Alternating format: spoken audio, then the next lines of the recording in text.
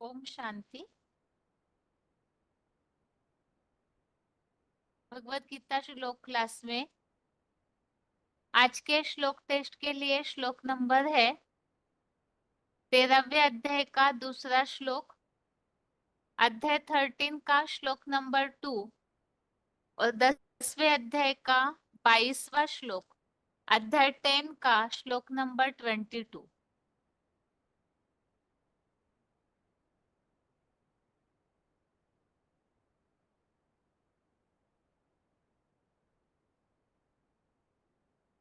सबसे पहले श्लोक संबंधित जो पॉइंट हमने सुने हैं वो पॉइंट्स बताने हैं।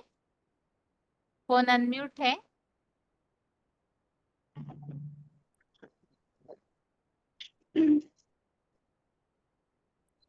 ओम शांति। ओम शांति।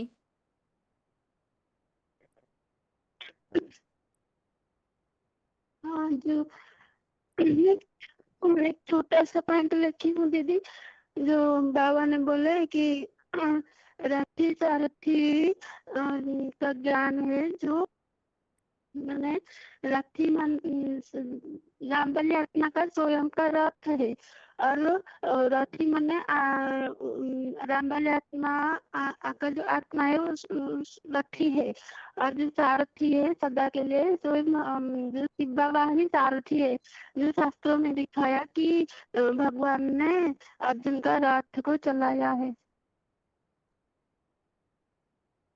ठीक है, इस श्लोक में खास बात क्या बताई हुई है माता जी? हाँ, इस श्लोक में बताया कि जो दुनिया में तो अनेक ज्ञान है, लेकिन सबसे श्रेष्ठ ज्ञान क्या है? वो जो श्रीमद् भगवत गीता में जो सारे दुनिया का सर्वश्रेष्ठ गीता के माने शास्त्र के रूप में मान्यता प्राप्त है, उसमें ही स्वयं भगवान लिखा है, क्योंकि उसमें स्वयं भगवान का बात भी है। स्वयं भगवान बोला है कि जो क्षेत्र और क्षेत्री का ज्ञान है वही सर्वश्रेष्ठ ज्ञान है। माने जो इस दुनिया में 500-700 करोड़ को आत्मा है, लेकिन उनसे श्रेष्ठ कौन है? उन सब से श्रेष्ठ कौन है? जैसे जैसे ना, जैसे दीदी मैं ऐसे तरह समझी हूँ, जैसे पशुओं में भी राजा होता है बाघ, तो इतने 500-700 करोड़ आत्मा है, उनमें श्रेष्ठ कौन है? उनमें राजा कौन है?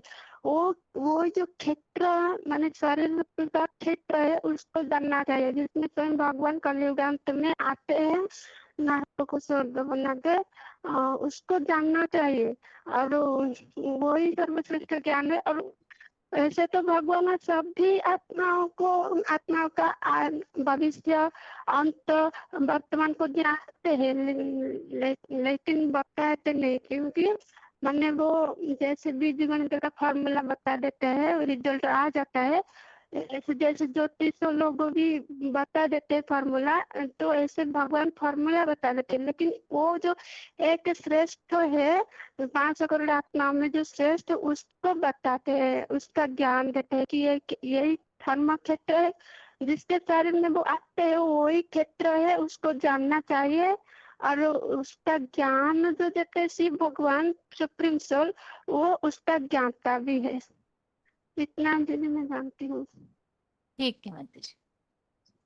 हेलो, आगे ओम अगला। शांति। हाँ माता ओम जी। शांति। हाँ, दीदी ये मुरली का पॉइंट है 2192। मुरली का पॉइंट है, सृष्टि का आदि मध्य अंत कौन जानता है? जनन मरण चक्र से न्यार है, वो जानता है। न्यार है, वो जानता है। हाँ, मृत्यु ऐसा दुर्घटना है, मृत्यु आने के बाद सब भूल जाता है, ऐसा मृत्यु है। बहुत बड़ा एक्सीडेंट है। क्यों? एक्सीडेंट है। शुरुआत में सारा याद रहता है, सारा भूल जाता है। मृत्यु ऐसा बड़ा एक्सीडेंट है, भूल जाता है। जन्म मरण चक्र से सुप्रीम सोल बाप नहीं आता है, निराकार हो है, ज्योति बिंदु आत्मा है। बाप ऐसा त्रिकालदर्शी है, तीनों लोकों को जानने वाला है।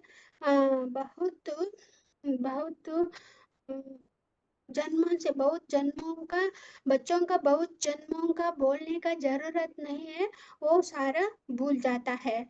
ऐसे भगवान बाप इस सृष्टि पर आया हुआ है।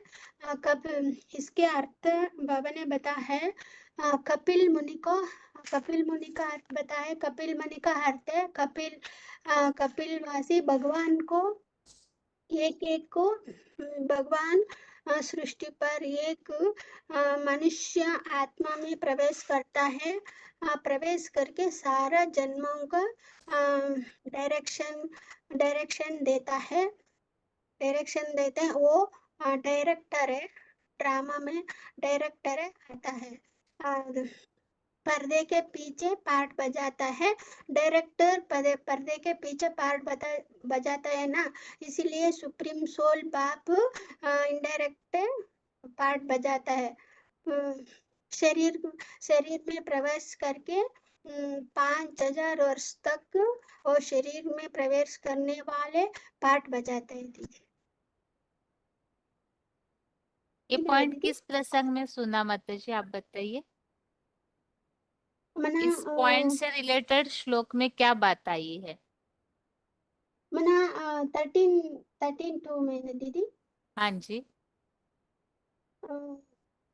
मना इस पॉइंट है रति का सच्चा ज्ञान है, ऐसा मेरा मत है। मना मुझ शिव बाबा को जान और देह को शिव ज्योति का जानने वाला है। वही समझा दीदी मैं। अब कौन से VCD नंबर का पॉइंट पढ़े माता जी? मना ये 2192 हम्म। तो इस टू पॉइंट में जो बात बताई हुई है वास्तव में वो ये बात है कि वन जितने भी इस सृष्टि पर प्राणी हैं उन हाँ सबकी हाँ जानकारी शिव बाबा को रहती है। तो सारे ठीक है सृष्टि दीदी। रूपी जो भी प्राणियों के क्षेत्र है उन सबकी जानकारी शिव बाबा को रहती है। ठीक है मतलब हाँ श्लोक पढ़िए। हाँ ठीक है दीजिए पढ़ो। हाँ 13 का 2 क्षेत्रज्ञं च अपि मां विद्धि सर्वक्षेत्रेषु भारत।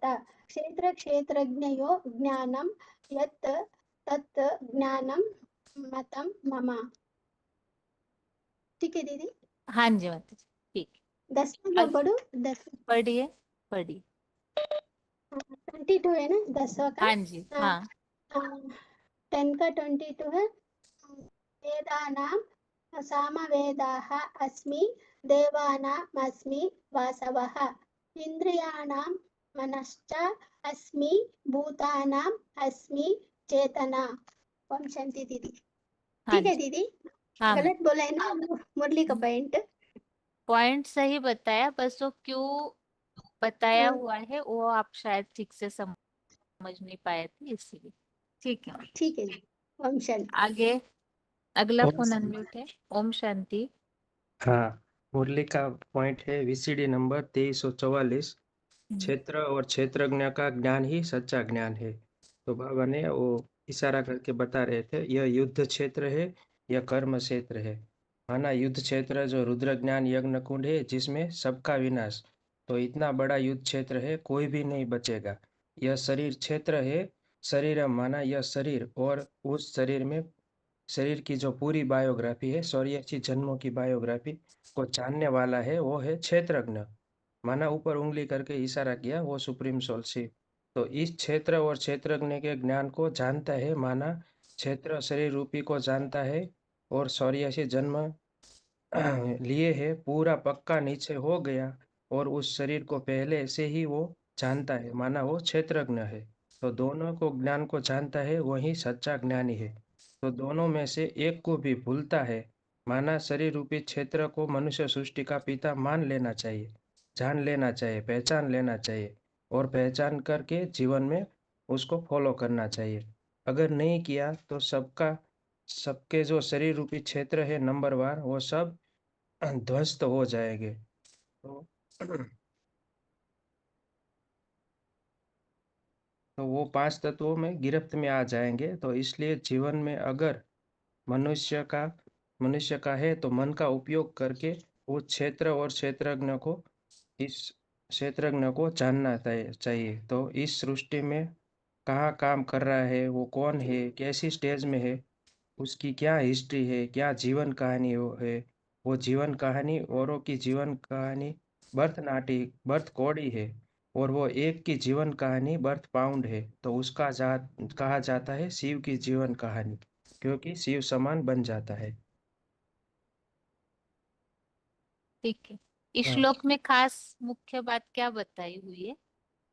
इस श्लोक में खास मुख्य बात ये बताई है कि सिर्फ शरीर को जानना नहीं है। शरीर को, जो शरीर से जन्म लेने वाला जो शरीर है, माना आदि से अंत जो पाठ बजाने वाला है, अ, उसको भी जानना है। और उसका जो ज्ञान रखने वाला है, जो सदाशिव है, उसको भी जानना चाहिए। जो दोनों का, रथी और सारथी का जो ज्ञान जानता है, वही सच्चा ज्ञान है। ठीक है, श्लोक पढ़िए।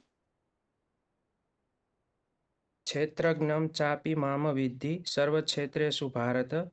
क्षेत्रज्ञयोऽर्थज्ञानं क्षेत्रज्ञयो ज्ञानं यतज ज्ञानं मतं मम। ठीक अर्थ है, बता। हाँ पढ़िए। हाँ, अर्थात हे भरतवंशी, ऐसे तो यथार्थ में सारे प्राणियों के शरीर रूपी क्षेत्रों का ज्ञानी भी इस पुरुषोत्तम संगम युग में मुझ शिव बाबा को जान। और इस देह व देह का ज्ञाता शिव ज्योति का जो ज्ञान है, वही इस दुनिया में रथी और सारथी का सच्चा ज्ञान है। ऐसा मेरा मत है। ठीक है। ओ, ओम शांति। ओम शांति। हम्म, हमने ये दुनिया जो है वो श्रेष्ठ को फॉलो करते हैं। जैसे हमने पहले गीता के श्लोकों में से ही या बेसिक कोर्स में से ही पता चला था। उसमें ये बोलता है श्रेष्ठ को दुनिया फॉलो करते हैं उस श्रेष्ठ आचरण। तो श्रेष्ठ से अभी जो चौथा युग चल रहा है, कलयुग के अंतिम चरण में, तो मनुष्य के बुद्धि जो है वो जानवर जैसे हो गया है। तो अभी हम श्रेष्ठ कौन है, उस श्रेष्ठ को जाना है। तो श्रेष्ठ को ज्ञान कहाँ से मिलता है? तो रचना और रचयिता। रचना को तो ज्ञान तो रचयिता से मिलता है। तो रचना कौन है? वो मनुष्य सृष्टि का सबसे बड़ा, दो 84 जन, 5000 वर्ष में 84 जन श्रेष्ठ के साथ फॉलो करते हैं, उनके श्रीमत अनुसार चलते हैं, उनको पता करना है। तो हमारे मनुष्य सृष्टि की बात कौन है, उनको पहचानना है। वो पहचानना है तो क्या करना है, हम खुद को, अपने आत्मा को उद्धार करना है। उद्धार करके हमें फाइंड आउट करना है। वो कैसे करेगा? मुरली से प्यार है तो मुरलीधर से प्यार है। तो मुरली कहाँ से मिलते हैं? वो आज के मुरली में भी भगवान ने ये बोला है, वो मुरली जो है वो अमृत वेले में सुनना है, क्योंकि अमृत जो है वो सुबह से, अमृत पीने से जो मनुष्य है वो देवता बनता है। तो अमृत पीना है तुम बच्चों ने, वो सामने बैठ के पढ़ेगा तो और अच्छे हो जाएंगे। तो वो डायरेक्टली ज्ञान है, ना किसी देहधारी गुरुओं ने आके समझाते हैं, ना उनके पास ये ज्ञान है। वो सब दुनिया में शिवोहम करके बैठते हैं, या उनको पूरा ज्ञान नहीं है। क्योंकि द्वापर के आदि में सन्यासियों से या सबसे पूछा गया है कि आप भगवान को मिला है? तो उन्होंने बोला कि नेति नेति, हम तो जानते नहीं है। तो ऐसे ज्ञान है। तो इसलिए भगवान को खुद संगम युग में आके ये ज्ञान अपने बच्चों को, जो दुखी दुनिया से पार होने के लिए जो भगवान के आश्रय लेने चाहता है, उनको आके अपने ज्ञान देना है। तो मनुष्य अपने शरीरधारी बन के शरीर में अपने बुद्धि रहता है, और आत्मा का ज्ञान पूरा है नहीं। इसलिए बाप को वो रथ में आना पड़ता है। वो रथ को कौन जानता है? वो बाप खुद ही जानता है कि ये हमारे लिए नंबर वन है। उस रथ को भी नहीं पता मैं नंबर वन है। तो इसलिए वो भगवान उस रथ को चुनते हैं, उसी में आके अपने अधीन में करके, उसी में प्रवेश करके वो ज्ञान अपने बच्चों को देते हैं वो अपने समान बनाते हैं ज्ञान दे के। उसी ज्ञान को आप अमृत वेले में ग्रहण करके आपको भी उसी तरीके से श्रीमत और पुरुषार्थ अनुसार फॉलो करेंगे तो आपको भी ये ज्ञान हो सकते हैं और इस दुखी संसार से क्षीर सागर में जा सकते हैं। यही ये श्लोक में नक्शल में बताया हुआ है भगवान। वो क्षेत्र क्षेत्र मतलब जो सबसे पहले मनुष्य सृष्टि की बात, और वो क्षेत्रज्ञ जो है भगवान। तो आत्मा और परमात्मा का मेल सम्मेलन वो इस संगम युग में हो रहा है और यही गीता का ज्ञान है। बाकी और कोई ज्ञान उसके बराबर में नहीं है, ना उसके पास आ सकता है। ये मैं समझ रहा हूँ इसी पे। हाँ जी, श्लोक बताइए। और पहले हमने ये हाँ व्यवसाय आत्मिका बुद्धि का श्लोक जब पढ़ा था हाँ तब उसी में भी ये बोला था, दुनिया में हमेशा श्रेष्ठ को फॉलो करते हैं। अभी दुनिया के युग के अंतिम चरण में यानी फोर्थ स्टेज में अव्यभिचारी भक्ति में डूबे हुए हैं। मनुष्य भगवत प्राप्ति के लिए भागते रहते हैं। जिस जिस जगह पे पहुंचता हो, जिस जिस से मिलता है व्यवसायत्मिका बुद्धि, वो खुद अपूर्ण है। तो इसमें भक्ति मार्ग में वो हमने श्लोक भी सुना था, पूर्णमद पूर्णमिदं पूर्णात् पूर्णमुदच्यते पूर्णस्य पूर्णमादाय पूर्णमेवावशिष्यते। वो भगवान जो है वह अपूर्ण है। जितने भी उससे ज्ञान निकलते हैं उतने भी वो भरपूर होते हैं। हमेशा उनकी भंडार जो है भरपूर रहता है। पूर्ण एक भगवान ही है जिसका ज्ञान भगवान देने वाला है, देने से हमें मिल सकता है। प्रकृति के आधार शंकर पुरुषार्थ योग के द्वारा क्षर भाव पूर्ण चंद्र कला क्षरित वाले चंद्रमा ब्रह्मा आदि अधिभूतम साकार तन में प्रवेश करने वाला परमपिता को जानता है। आदिदेव शरीर रूपी रथ में आराम से रहने वाला विष्णु आदि नारायण की बात। ज्ञान योग से पुरुषार्थ शंकर आत्माराम आत्मा में आनंदित आत्म तुष्यति अतीन्द्रिय सुख लेते हैं। ऐसे ऊपर की ओर उठी अवस्था में शिव शंकर को जानना ही आदिदेव सहित जानना है। आत्मा संतुष्ट प्रकृति तत्वों से विचलित नहीं होता। परमपिता साकार तन में प्रवेश आदिभूत आदिदेव आदि यज्ञ स्थित द्वारा पहचानना योग युक्त है। रचयिता और उससे रक्षक यज्ञ पति को ही आदि यज्ञ कहते हैं। ऐसे हमने समझा था उस टाइम। हाँ जी, ठीक। श्लोक बताइए।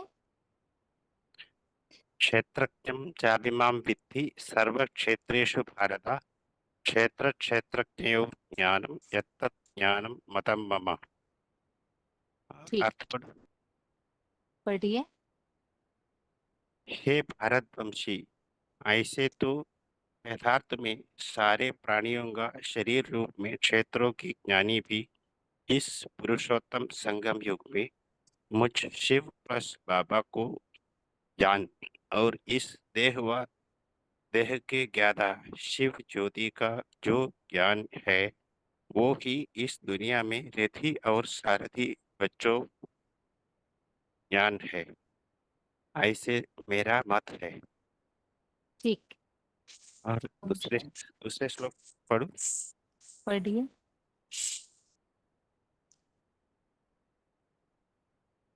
वेदानां सामवेदोऽस्मि देवानामस्मि वासवा इंद्रियाणां मनश्चास्मि भूतानामस्मि चेतना।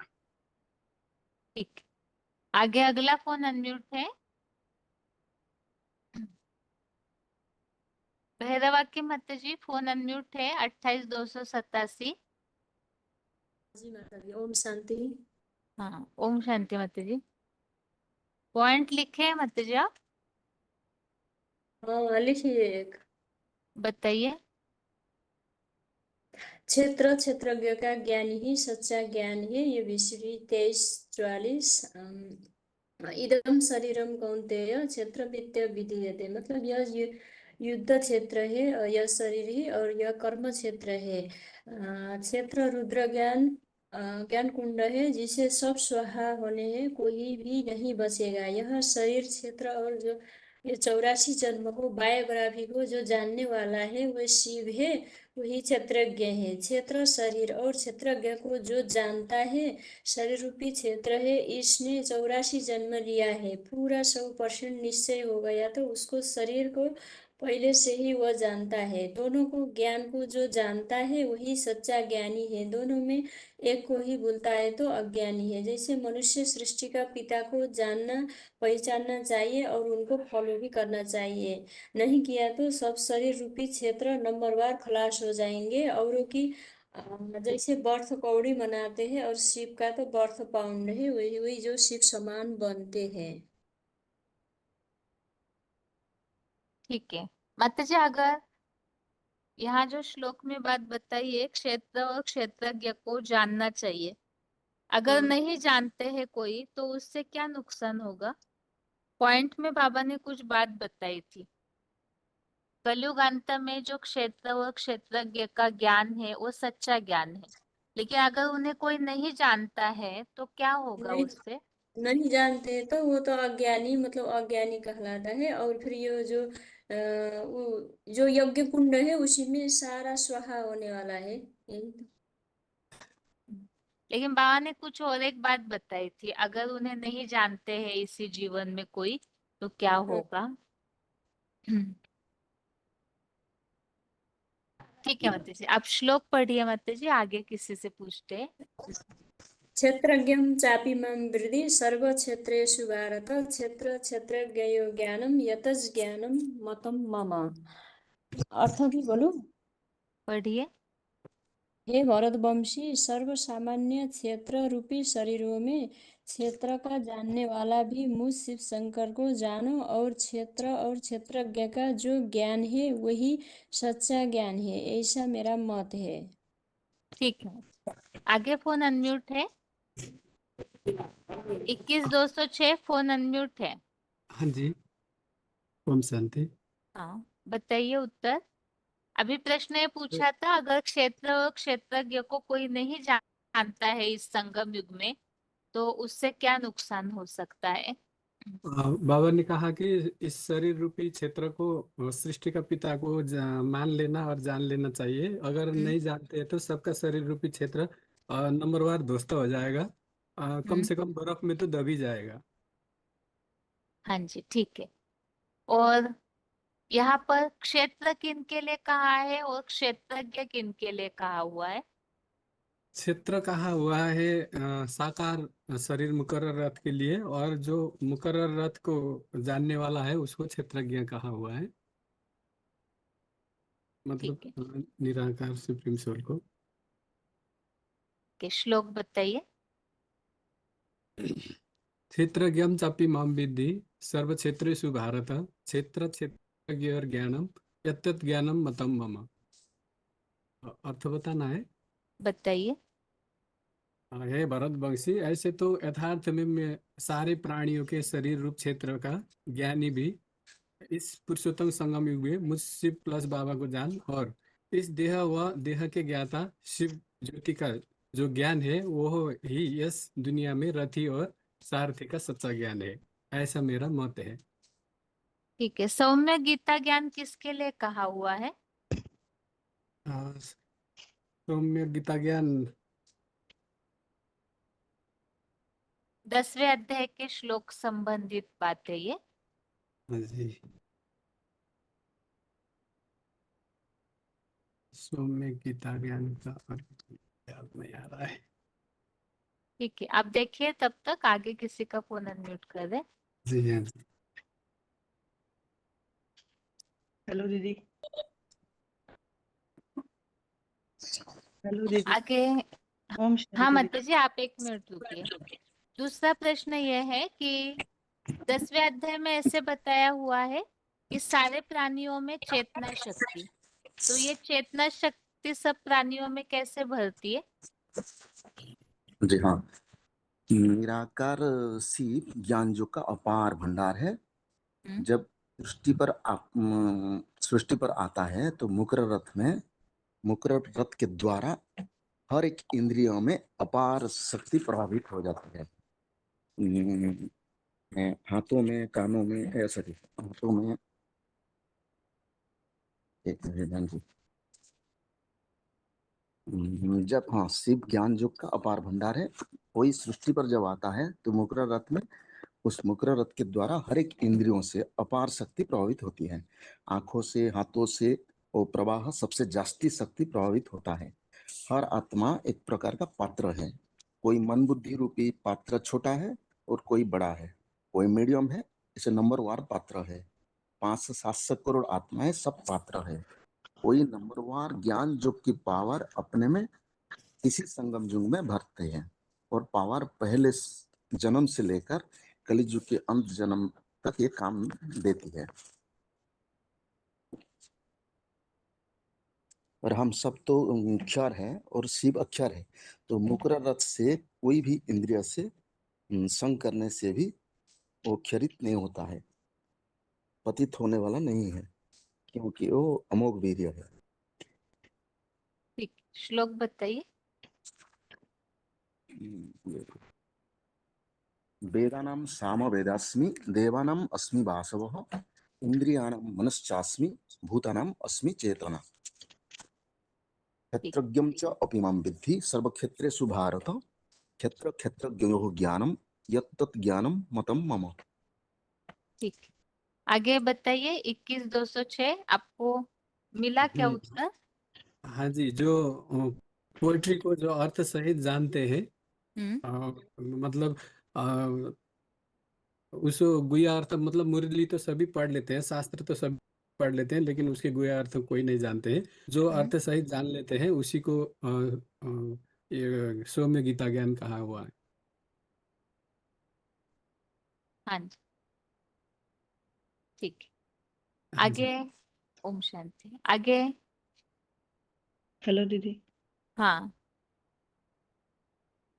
अतः जी 10वें अध्याय का जो 22वां श्लोक है उसमें कौन सी विभूतियों के नाम बताए हुए हैं?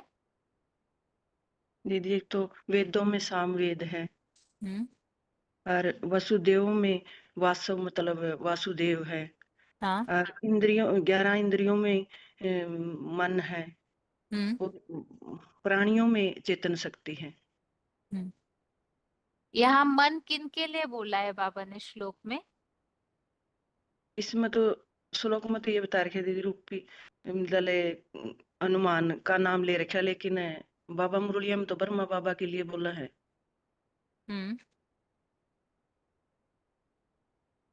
ठीक है, और किस हिसाब से उनको विभूति के रूप में बताया हुआ है? उन्हें विभूति क्यों बोला है बाबा ने? मन को बताया दीदी, भी मन एक सेकंड में, और भी मन चंचल हो है, तो ब्रह्मा बाबा का भी मन रूपी जो चंचल था, इसलिए बोला गया है दीदी। भी एक सेकंड में उड़ा है, एक सेकंड में हनुमान को भी ऐसे दिखा है कि भी एक सेकंड में उस लोक में, एक सेकंड में उस लोक में, इसलिए ब्रह्मा बाबा का मन चंचल था, इसलिए। ठीक है माता जी, श्लोक बताइए। देवानां वासुदेव अस्मि देवानां अस्मि वासव इंद्रियाणां मनश्च अस्मि भूतानां अस्मि चेतना। और ठीक है, दूसरा आगे अगला फोन अनम्यूट है।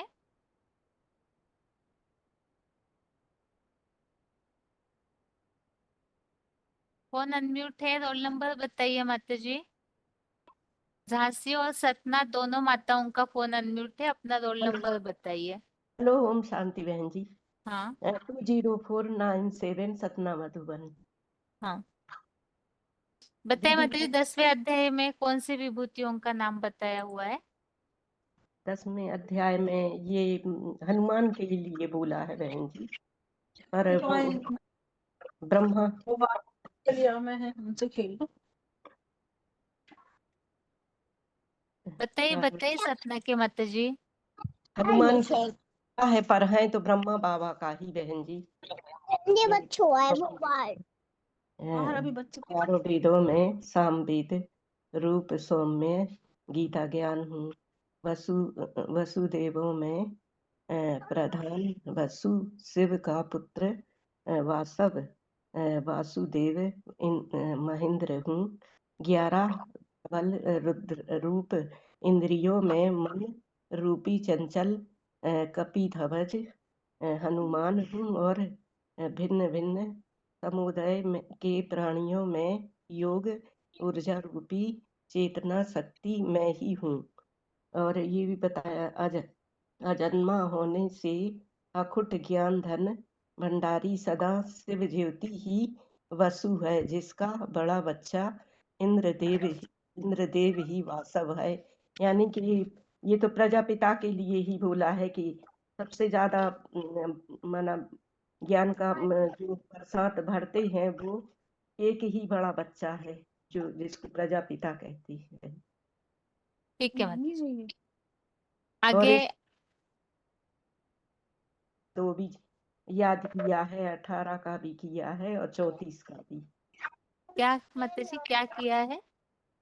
माना याद कर रही थी बहन जी, ये जो श्लोक हैं 13 का 2, 13 का 18, 13 का 34।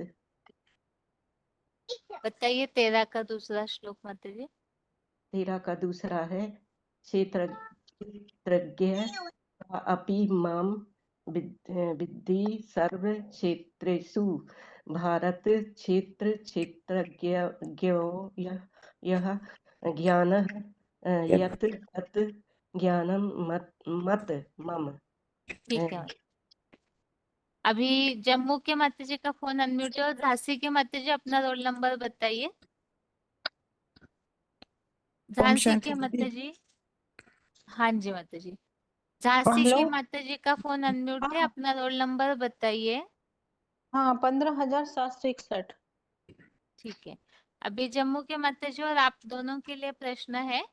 जी 12वें अध्याय में ऐसी कौन सी बात आई है जिस कारण से भगवान यहाँ 13वें अध्याय में क्षेत्र और क्षेत्रज्ञ का ज्ञान देना शुरू किए हैं? 12वें अध्याय से इस बात का क्या कनेक्शन है कि भगवान यहाँ पे वही सच्चा ज्ञानी है ऐसे बता रहे हैं? दीदी ये मैंने आज शुरू किया है ये। अच्छा, आप पहली बार ही जुड़े। ठीक है हाँ माता हाँ जी। झांसी दीदी। के माता जी। ठीक है माता जी, आप रुकिए, आपको दूसरा प्रश्न पूछती हूँ। झांसी के माता जी बताइए। दीदी क्षेत्र और क्षेत्रज्ञ के बारे में बताया है। यही क्यों बताना शुरू किया, प्रश्न ये पूछा है। यहाँ हाँ, पर 12वें अध्याय में ऐसी कौन सी बात आई है जिस कारण से भगवान ने 13वें अध्याय में क्षेत्र और क्षेत्रज्ञ का ज्ञान देना शुरू किया?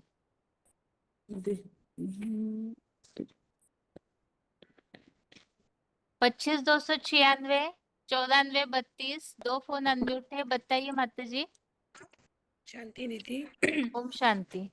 जी 12वें अध्याय में बाबा ने बताया साकार और निराकार के उपासकों के बारे में बताया है, और क्षेत्र और 13वें अध्याय में क्षेत्र और क्षेत्रज्ञ का ज्ञान बताया है। और इसमें क्षेत्र और क्षेत्रज्ञ का जो ज्ञान है उसमें बाबा ने बोला है कि और जो साकार और निराकार का जो मेल है उनकी जानकारी होना आवश्यक है। यही रथी और सारथी के बारे में जो ज्ञान का अर्जन करते हैं उनके बारे में बाबा ने बताया, यही सच्चा गीता ज्ञान है। संतुष्टता जैसे उत्तर नहीं मिला। आगे 94, 32 माता जी आप बता सकते हैं? ना दीदी, मैं 13 को दूसरा वो पढ़ के सुनाऊं दीदी? मैं पहली बार सोच रही हूँ सुनावे की। अभी रुकिए माता जी, पहले इस बार ठीक है, आप श्लोक पढ़िए, आगे किसी से और पूछते हैं। पढ़िए हाँ माता जी श्लोक। अर्थ पढ़ूंगी दीदी, श्लोक नहीं आता। हाँ अर्थ ही पढ़िए। हाँ दीदी। हे भरतवंशी, ऐसे तो अर्थात में सारे प्राणियों के शरीर क्षेत्र ज्ञानी भी पुण्य संगम में ही मुझे बाबा को ही जान और इस भेद देह के ज्ञाता शिव ज्योति ज्ञान है वो इस दुनिया में रखी सारथी का सच्चा ज्ञान, ऐसा मेरा मत है। ठीक है, क्या समझ में आया मतलब आपको इस श्लोक में, बताइए। इस दुनिया में रखती दीदी ये क्षेत्र रूपी जो कि क्षेत्रिक और क्षेत्र बोला है सुप्रीम सोल के लिए, जो कि ज्ञान है, देह और देह के क्षेत्र है, सबसे पिता का शरीर क्षेत्रज्ञ है, और कोई नहीं। इनको जानना ही जरूरी है। और दीदी एक बाबा का पॉइंट सुनाऊं? पॉइंट तो हो चुके हैं माता जी, फिर और लोग जो हाथ उठाए उनका टाइम जाएगा। आप बस आपको श्लोक में क्या समझ में आया वो बता दीजिए। यही समझ में आया कि साकार के क्षेत्र जो कि शरीर ज्ञानी भी जो मुझ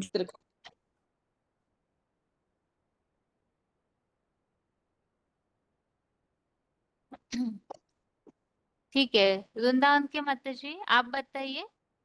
जी, इसमें ये बताया है यहाँ कि जो साकार है उन्हें क्षेत्र क्यों बोला है? जो साकार है वो मतलब उनको क्षेत्र इसलिए बोला, क्षेत्र इसलिए बोला है कि वो ज्ञान को अर्जन करने वाले वह अखूट ज्ञान अखूट ज्ञान के भंडार हैं, इसलिए उनको क्षेत्र बोला है। अखुट ज्ञान के भंडारे इसीलिए क्षेत्र बोला है। नहीं तो दीदी वो मतलब ज्ञान को पहले श्लोक में सबसे इस पहले संबंधित अर्जन बात करते हैं। समझी थी हमने। जी, पहले श्लोक में इसका कारण बताया था वास्तव में। 13वें अध्याय का दीदी पहला श्लोक जो है वो इसमें ये 850 बताइए माता जी। क्या जो क्षेत्र के बारे में? हाँ जी, साकार को क्षेत्र क्यों बोला हुआ है? साकार को क्षेत्र इसलिए बोला है कि जो ये शरीर जो है ये धर्म क्षेत्र भी है और युद्ध क्षेत्र भी है, और इस सृष्टि पर जो भी 500 से 750 करोड़ आत्मा है उन सभी के शरीर के बारे में जानता है, इसलिए उसको क्षेत्र बोला है।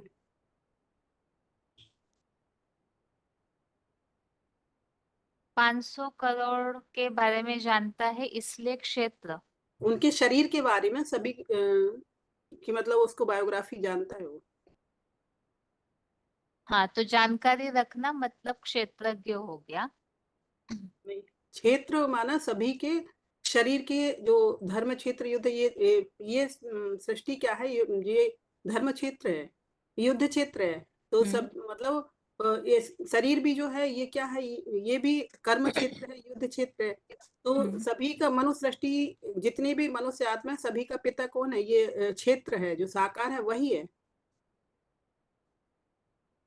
हाँ और ठीक है। वो बाकी निराकार वास्तव में पहला जो श्लोक है उसमें खास ये बात बताई थी कि वो धर्म क्षेत्र कुरुक्षेत्र है, मतलब उसकी शुरुआत करने के वो निमित्त बनता है। क्योंकि जब वो हर एक के क्षेत्र अंदर भी अपना युद्ध चलता है, और हम्म, बाकी इस दुनिया में जो युद्ध की शुरुआत होने वाली है तो उसकी शुरुआत करने वाला, जैसे वो रुद्र यज्ञ कुंड भी है, हाँ, तो वैसे ही वो सभी क्षेत्र है, धर्म क्षेत्र भी है कुरुक्षेत्र भी, क्योंकि उसकी शुरुआत करने के निमित्त बनता है। कि सभी इसमें समझ आते हैं और सभी इससे निकलते भी हैं। हाँ, बाकी जो आपने कहा ना अभी 500 करोड़ को की जानकारी रखता है, तो उस कारण से क्षेत्रज्ञ तो शिव मतलब बाबा जो है। शिव जब उसमें प्रवेश करता है हाँ तो जी। साकार निराकार के द्वारा ही तो जानकारी होगी। हाँ ठीक है, मतलब अभी अगला प्रश्न ये है जो अभी पूछा था कि 13वें अध्याय में भगवान ने क्षेत्र और क्षेत्रज्ञ का ज्ञान देना क्यों शुरू किया, उसका क्योंकि क्या कारण है? दीदी जो 12वें अध्याय में बताया है कि जो निराकार शिव ज्योति है और जो सगुण जो निराकार और साकार के योग के मर्म को कौन अधिक जानता है, तो वही जो साकार निराकार है वही क्षेत्र क्षेत्रज्ञ का ज्ञान है, और जो उसको जानता है तो वही ज्ञानी है। क्योंकि इस मनुष्य सृष्टि पर हमारे दो पिता हैं, एक तो आत्माओं का पिता और एक जो शरीर का पिता, तो आत्माओं का जो पिता है सुप्रीम सोल, उसके बारे में तो हमें जानकारी मिल गई, वो तो हम बेसिक में ही जान लिया कि मैं आत्मा, मेरा पिता जो है वो परमात्मा है। लेकिन हमारे जो दूसरा पिता है, ये मनुष्य सृष्टि का जो पिता है, तो वो कौन है? वो मनुष्य आत्मा जितनी भी है उनका पिता है। तो वो भी बीज है, मनुष्य सृष्टि का बीज है। तो अगर हमने उसके उस बीज को जान लिया, जैसे कोई वृक्ष का बीज होता है, उसको हम हथेली पर रखते हैं, तो बीज को देख के ही हम सारी उसकी बायोग्राफी जान जाते हैं। तो ऐसे ही जो मनुष्य सृष्टि का पिता है, तो इसकी भी हम बायोग्राफी को जानना है, क्योंकि इनका नाम, रूप, देश, काल क्या है, अगर हमने उसकी पूरी पहचान कर ली, तो हम आदि मध्य अंत के का सारा ही राज समझ जाएंगे। तो यही 12वें अध्याय में बताया था कि सगुण और निर्गुण के योग के मर्मों को कौन जानता है, तो उसी के ऊपर ये क्षेत्र और क्षेत्र के का ज्ञान दिया है 13वें अध्याय में। जो साकार निराकार का मेल, तो मतलब सही रीति जानना है, वही जो अच्छी तरह से जानता है वही सच्चा ज्ञानी है। ठीक है माता जी। बाकी थोड़ा सा छूटा हुआ है, वो ये ऐसे है कि 12वें अध्याय में वास्तव में भगवान से जुड़ने के लिए बोला है, योग, हाँ, तो उसके भक्ति लिए योग। बताया ना। हाँ, भगवान को याद करने के लिए बताया ना। तो याद कब कर पाएंगे? जब जानेंगे। हाँ, तो जो ज्ञान से ज्यादा, जैसे लास्ट के श्लोक में बताया ना, जो धारणामृत को महत्व देते हैं, हाँ, ज्ञानामृत उसके लिए को। बताया ना दीदी, जो हाँ। अनपेक्ष, मतलब जो अपने हम्म। पर आए, प्रिय अप्रिय और सर्दी गर्मी सुख दुख, इन सभी से परे हो जाता है, वही भगवान को पहचान सकता है। हाँ, मूल तो है कि जो लास्ट श्लोक है ना, उसमें ऐसे बताया है 12वें अध्याय में हाँ, कि जो इस धारणा, धारणामृत को, जी जी, इस धारणामृत के अलावा और कोई दूसरी गति नहीं, मतलब भगवान का ज्ञान ही सब कुछ है। और वो ज्ञान के प्रति फिर श्रीमत पर चलने के लिए आज्ञाकारी ईमानदार रहते हैं, तो ऐसे प्रिय है। तो ज्ञान, ज्ञान को महत्व देने के लिए कौन से ज्ञान को महत्व देना है, तो इसीलिए वो सच्चा ज्ञान बताना शुरू किया कि वास्तव में साकार और निराकार को याद करना है, तो उन्हें पहचानना है, और साकार और निराकार से उनके ज्ञान को महत्व देंगे तो वो भक्त प्रिय है। तो इसीलिए उसका ज्ञान क्या है वो बताना शुरू किया इसे। ठीक है माता जी, श्लोक बताइए। 13वां अध्याय का दूसरा श्लोक है, क्षेत्रज्ञम च अपि माम विद्धि सर्व क्षेत्रेषु भारत, क्षेत्र क्षेत्रज्ञो ज्ञानम यत तत् ज्ञानम मतम मम। ठीक है, दूसरे माता जी झांसी के माता जी श्लोक पढ़िए। क्षेत्रज्ञं च अपि मां विद्युं सर्वक्षेत्रेषु भारत, क्षेत्र क्षेत्रज्ञो ज्ञानं यत् तत् ज्ञानं मतं मम। ठीक है माता जी, आगे अगला फोन अनम्यूट है। ओम शांति बहन जी, ओम शांति। 24.26 बोले। हाँ जी माता जी, विभूतियों के बारे में आपने क्या समझा है? एक एक वाक्य में सारी विभूतियों के बारे में बताइए, वो बात किन के लिए बोली हुई है। ओके बहन जी, यहाँ 22वें श्लोक में बताए गए हैं विभूतियों के बारे में। वेदों में सामवेद माना, यहाँ सामवेद माना वेदों में एक वेद का नाम है ना। यहाँ सामवेद माना सौम्य रूप की मुरली को सामवेद बताए गए हैं। हाँ? पहले विभूति शब्द बताए उन्होंने। वेदों में सामवेद है, और वासुदेव में वसुदेव में वासुदेव है, इंद्रियों में मन है, और भिन्न भिन्न समुदाय के प्राणियों में योग उजर चेतना शक्ति। पहले वेदों में सामवेद के बारे में, यहाँ सामवेद माना संगीत प्रदान होकर के सुनने योग्य, सब सुनने योग्य वाला वेद है, सब पसंद करते हैं। यहाँ वेद में गीता ज्ञान ब्रह्मा से शिव बताने पर उसका विषय को कोई नहीं जानते हैं। इसके कारण वो वेद की पोइट्री गीता को सिर्फ कंठोपाठ करते हैं, सब उसका अर्थ नहीं जानते हैं। यहाँ इंडायरेक्ट में पीके वाले के बारे में बताए गए हैं। मुख्यार्थ को सुप्रीम सोल शिव शंकर के द्वारा ही माना देवदेव महादेव शंकर देवता के रूप में ही गॉड फादर शिव प्रत्यक्ष होते हैं ना। उसको क्लैरिफिकेशन दे करके, मुख्य बता करके, और उसके मुख से की सच्चाई निकलती है, ज्ञानामृति करते हैं। मुझसे ज्ञान निकलने पर भी उसका अर्थ नहीं समझने पर भी उसको ज्ञान नहीं कहा जाता है। जैसे माइक का उदाहरण दिया है ना बाबा, माइक में आवाज निकलती है लेकिन माइक का अर्थ नहीं समझता है। ऐसे कि गॉडफादर ब्रह्मा के मुख से जो वेद शास्त्र सुनाया, लेकिन उन शास्त्रों का सार किसी की बुद्धि में नहीं बैठता है। उन वेद शास्त्रों का सार जो समझता है वो ही भगवान। ये हो गया ना। वसुदेव में वासुदेव के बारे में क्या बताया है? देवनाम वासुदेव का वसुदेव में प्रधान वसु है, शिव का पुत्र वासुदेव महेंद्र। बेहद का धन संपत्ति वाला, शिव के मत पर चलने वाला, पक्के पक्के श्रीमत पर चलने वाला, 5 खाना, कोई प्रकार का सगा नहीं खाते, वो प्रधान वसु कहा जाता है ना। हर धर्म की ज्ञान संपत्ति अपने अपने होता है। 8 धर्मों के बीच भी वसु कहे जाते हैं। उन 8 वसुओं में प्रधान वसु है। उन धर्मों में प्रधान धर्म आदि सनातन देवी देवता धर्म की मुखिया है नारायण। वो विश्व पिता है, विश्व को संभालने वाला है। 8 धर्म की किताबों को भी संभालने वाला मुख्य वस्तु ये बताया गया। बाद में भिन्न भिन्न भूतानाम चेतना मना, भिन्न भिन्न समुदाय के प्राणियों में योग उद्योग चेतना शक्ति मना, विभूतियों में जो शक्ति भरी हुई है वो निराकार से ही भरी हुई है। शिव ज्ञान योग का अपार भंडार है। वो जब भी सृष्टि पर मुख्य रथ में आता है, वो मुख्य रथ के द्वारा हर एक इंद्रिय से अपने अपार शक्ति प्रवाहित होती है। हाथों से आंखों से वो प्रवाह सबसे ज्यादा होता है। हर आत्मा एक प्रकार का पात्र है। कोई मन बुद्धि की पात्र छोटा है और कोई मीडियम, कोई बड़ा, ऐसा नंबरवार पात्र होता है। ये 700 500 700 मनुष्य आत्मा है नंबरवार मन बुद्धि की बर्तन है। जो जैसा बर्तन है वो संगम युग में अपने में ज्ञान की पावर को भरा लेता है। वो पावर पहले जन्म से लेकर कलियुग के अंतिम जन्म तक काम लेती रहती है। 4 स्टेज में प्रसार होती है, उनकी पावर जगती रहती है। शिव की आत्मा, शिव आत्मा होने पर भी अक्षर आत्मा है। वो उसका शक्ति क्षीण होने वाला नहीं है। प्रवेश करने पर भी उनका शक्ति नहीं क्षीण होता है। किसी का संग करने पर भी वो क्षरित होने वाला आत्मा नहीं है। इसलिए शंकर वो अमोघ भी कहते हैं। बाद में इंद्रियों में मन की बात आया है ना। ये ब्रह्मा बाबा के बारे में बताया गया है। इंद्रिया ना मनस्तासी 11 प्रबल इंद्रियों में सबसे बड़ा चंचल मन है। इस दुनिया में सबसे ज्यादा चंचल मन वाला है ब्रह्मा वाली आत्मा। चंद्रमा इसमें शास्त्र में हनुमान को भी उनको गायन है ना, बहुत तेज से दौड़ने वाले के रूप में कहते हैं ना। वो सूरज को हक करने के लिए बहुत तेज से दौड़ता है हनुमान को। हनुमान कहो, चंद्रमा कहो, सब ब्रह्मा वाले आत्मा की याद है ना। आकाश में सब ग्रह नक्षत्रों में सबसे ज्यादा तेज दौड़ने वाला है चंद्रमा।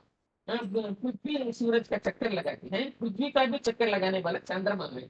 बहुत जल्दी चक्कर लगाता है, बहुत चंचल हुआ ना, इसके बारे में बताया जाएगा। ठीक है ना? ठीक है माता जी। अभी जम्मू के माता जी। जी दीदी। ठीक है माता जी, आप कोई श्लोक पढ़ सकते हैं? हाँ दीदी पढ़ती हूँ। पढ़िए। ये वाला 13 का दूसरा पढ़ूं? हाँ जी। क्षेत्रज्ञं च आपिमां विधि सर्व क्षेत्रेषु भारत क्षेत्र क्षेत्रज्ञो ज्ञानम यत् तत् ज्ञानम मतम मम। इसमें कहा है, हे भरतवंशी, ऐसे तो यथार्थ में सारे प्राणियों के शरीर रूप में क्षेत्रों का ज्ञानी भी इस पुरुषोत्तम संगम युग में मुझ शिव बाबा को जान, और इस देह व देह के ज्ञाता शिव ज्योति का जो ज्ञान है वो ही इस दुनिया में रथी और सारथी का सच्चा ज्ञान है, ऐसा मेरा मत है। क्या समझ में आया बताइए माता जी आपको? समझ आया कि ऐसे जो सारे संसार के जितने भी प्राणी हैं उनका जो शरीरों का जो ज्ञान है ना, शरीरों के बारे में उनका ज्ञानी शिव बाबा को जान, क्योंकि शिव बाबा पुरुषोत्तम संगम युग में सबके शरीरों के बारे में सबके बारे में बाबा जानता है किसका क्या पाठ है। तो और इस देह व देह के ज्ञाता, देह माने प्रजापिता है ना, और देह के ज्ञाता हो गया शिव। तो शिव ज्योति का जो ज्ञान है, निराकार साकार का जो ज्ञान है, वो ही इस दुनिया में रथी और सारथी का सच्चा ज्ञान है, ऐसा मेरा मत है। कि निराकार और साकार का जो ज्ञान है उनके बारे में जिसने जान लिया वही उसी को वही सच्चा ज्ञान है, वही ज्ञानी है। ठीक है माता जी आपने गीता का जो नया किताब है उसकी भूमिका पढ़ी है? हाँ पहले पढ़ी थी, अभी पढ़ूंगी फिर से। ठीक है माता जी, अगर आपको याद है तो बताइए। उसमें कुछ ऐसी बात बताइए बाबा ने कि अर्जुन को ही भगवान ने गीता का ज्ञान युद्ध भूमि में क्यों बताया, इसका कारण बताया है। अगर याद है तो बताइए, नहीं तो कोई बात नहीं।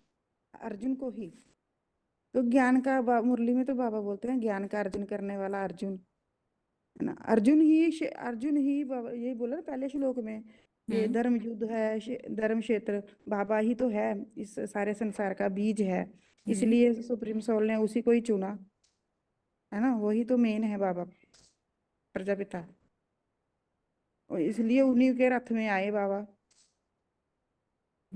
ठीक है माता जी, फिर भी एक बार भूमिका पढ़िएगा माता जी दोबारा। ठीक है, ठीक है, पढ़ूंगी। हाँ जी, ठीक है माता जी। ओम शांति। शांति। अभी अगला प्रश्न यह है कि जो 13वें अध्याय का पहला श्लोक है उसमें क्षेत्र के लिए और कौन सा शब्द यूज किया है कि उसे जानना चाहिए।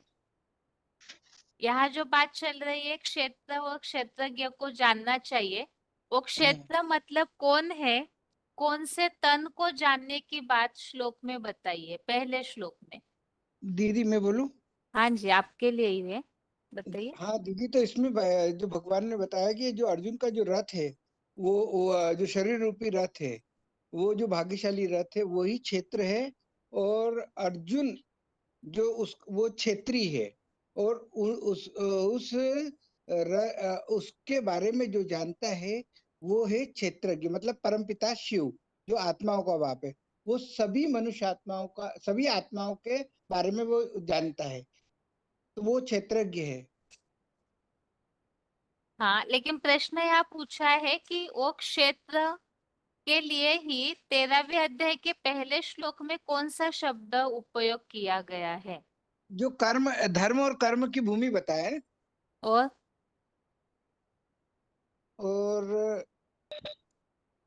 ये तो इतनी समझ, एक्स्ट्रा ऑर्डिनरी रथ है ये। हाँ जी, एक्स्ट्रा ऑर्डिनरी रथ। ठीक है, एक्स्ट्रा ऑर्डिनरी रथ के लिए हमने क्या समझा था पॉइंट में, अगर याद है तो बताइए।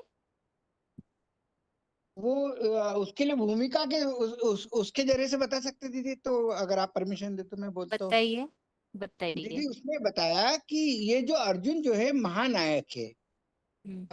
किस समय की बात है ये, जो महाभारत का जो समय, जो इस समय की बात है, जो अभी समय चल रहा है इस समय की बात है, जब भगवान इस सृष्टि में आते हैं, जब सारे धर्म मौजूद होते हैं, तो इस अर्जुन के रथ के द्वारा ही वो कार्य कराते, जो कि जिसमें ये वो जो असमंजस की स्थिति वाली पोजीशन जो हर एक मनुष्य आत्मा की होती है, तो उसमें से जो रथ को चुना, जो जो तीनों कालों को क्रॉस करता है, उस रथ को भगवान ने चुना, तो उसके जरिए से ही संसार को ये गीता ज्ञान सुनाया गया, इसलिए एक्स्ट्राऑर्डिनरी रथ है।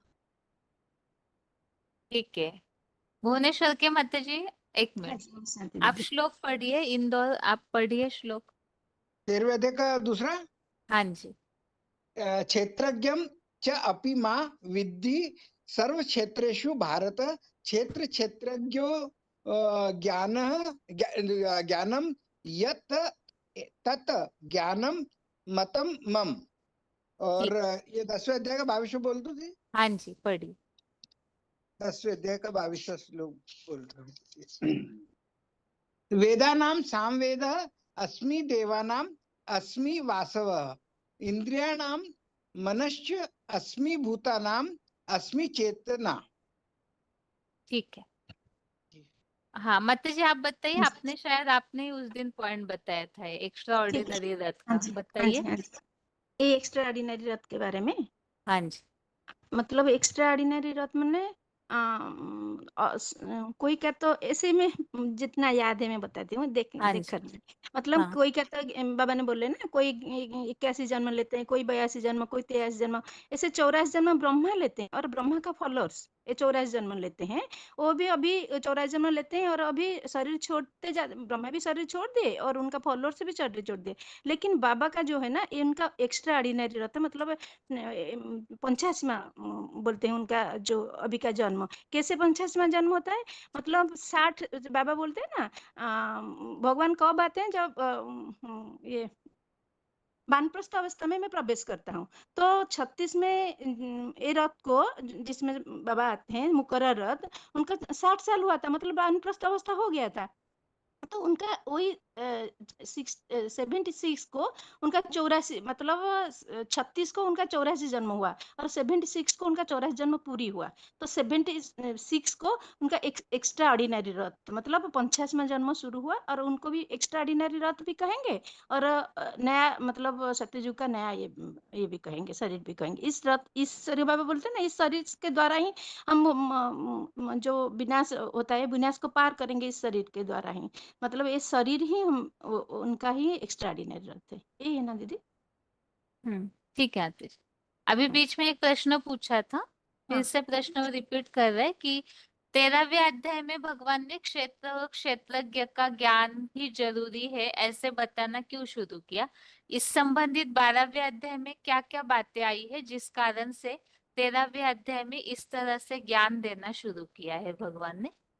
ये 12वां अध्याय तो दीदी ये भक्ति योग है ना, हम कैसे, मतलब वही भक्ति में कौन आगे जाता है, भक्ति से ही हम भगवान को पाते हैं ना। तो भक्ति करने के लिए जो जो जैसे बताया है ना, अनपेक्ष सूचि रखे, जैसे सब कुछ है, तो उनको जानना चाहिए। वो जो भक्ति में आगे, जो बाबा को प्रिय है, उसमें कौन प्रिय है, वही क्षेत्र, वही शरीर कौन, मैंने मतलब भगवान को कौन प्रिय है।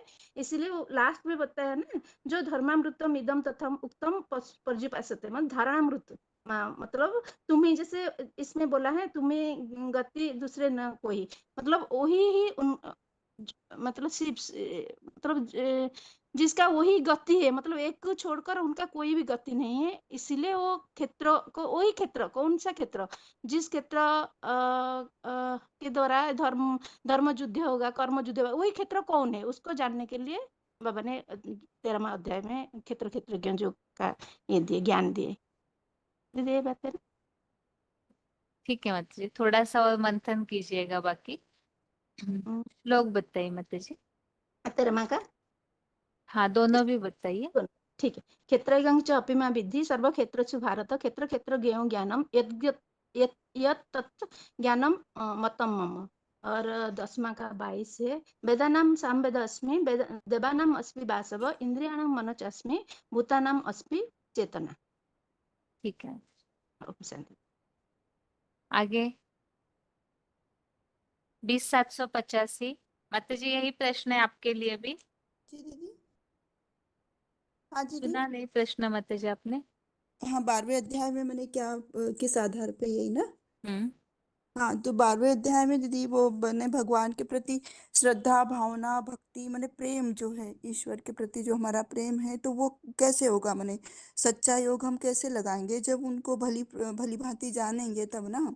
मैंने किसी से भी हमें प्रेम कब होता है? जब हमको उसके अंदर कोई ना कोई क्वालिटी या गुण नजर आता है, तब हम उसके बारे में, मतलब वो नजदीक होता है और हम उसके बारे में सब कुछ जानकारी रखते हैं, तब हमको उससे प्रेम होता है। तो यही चीज भगवान के लिए भी लागू होती है कि ईश्वर में भी हमें वो क्वालिटी सारी नजर आए। मैंने ईश्वर को हम भली भांति जाने, मैंने जैसे बताया ना, उनकी जीवन कहानी भी जानना, सब कुछ मैंने क्या बोला बाबा ने, मैंने सारी जानकारी हमको बाबा के बारे में होनी चाहिए। तो उसमें मेन चीज है, मुख्य बात है कि साकार और निराकार इनकी जानकारी मुख्य रूप से हो, तो हमको उनसे सच्चा प्रेम हो जाएगा, योग लगेगा मैंने। और उसके लिए जरूरी 13वें अध्याय में बोला है, उसके लिए बोला है कि क्षेत्र, क्षेत्रज्ञ और क्षेत्री की जानकारी होनी चाहिए, है ना?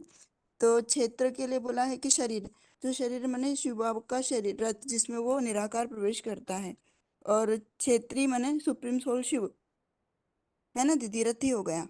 और क्षेत्रज्ञ, क्षेत्रज्ञ माने रथ को जानने वाला, मतलब ऐसा कौन सा मुकर्रर रथ है जिसमें वो सुप्रीम सोल प्रवेश करे, तो वो ज्ञाता तो हो गया सुप्रीम सोल शिव, और क्षेत्र हो गया शिव बाबा का शरीर। और दीदी क्षेत्री के लिए जो 13 के 18 में बोला है, वो किसको कहेंगे? वो भी मुझे थोड़ा सा कंफ्यूजन हो रहा था। क्षेत्री शब्द आया है ना दीदी? आगे 13 श्लोक का आएगा ना माता जी, तब क्लियर अच्छा करेंगे। अच्छा ठीक है। हाँ ये सही है ना दीदी। हाँ जी। क्षेत्रज्ञ माने वो सुप्रीम सोल शिव जो जानता है निराकार परमात्मा किसको जानता है कि वो जिस रथ में वो प्रवेश करता है उसकी उसके तीनों कालों को जानता है। लेकिन दीदी जब वो जानकारी उसको दे देता है तो ये भी तो शिव बाबा भी तो क्षेत्रज्ञ बन जाते हैं ना फिर, तभी तो वो हमको फिर देते हैं मैंने वो भी हाँ जानकारी, तो दोनों ही क्षेत्रज्ञ हो गए ना, हाँ शिव जी। बाबा भी और सुप्रीम सोल शिव भी, हाँ यही है तो ना। बताया ना दूसरे श्लोक में, सारे प्राणियों के शरीर रूप क्षेत्रों की जानकारी रखने वाला शिव बाबा है।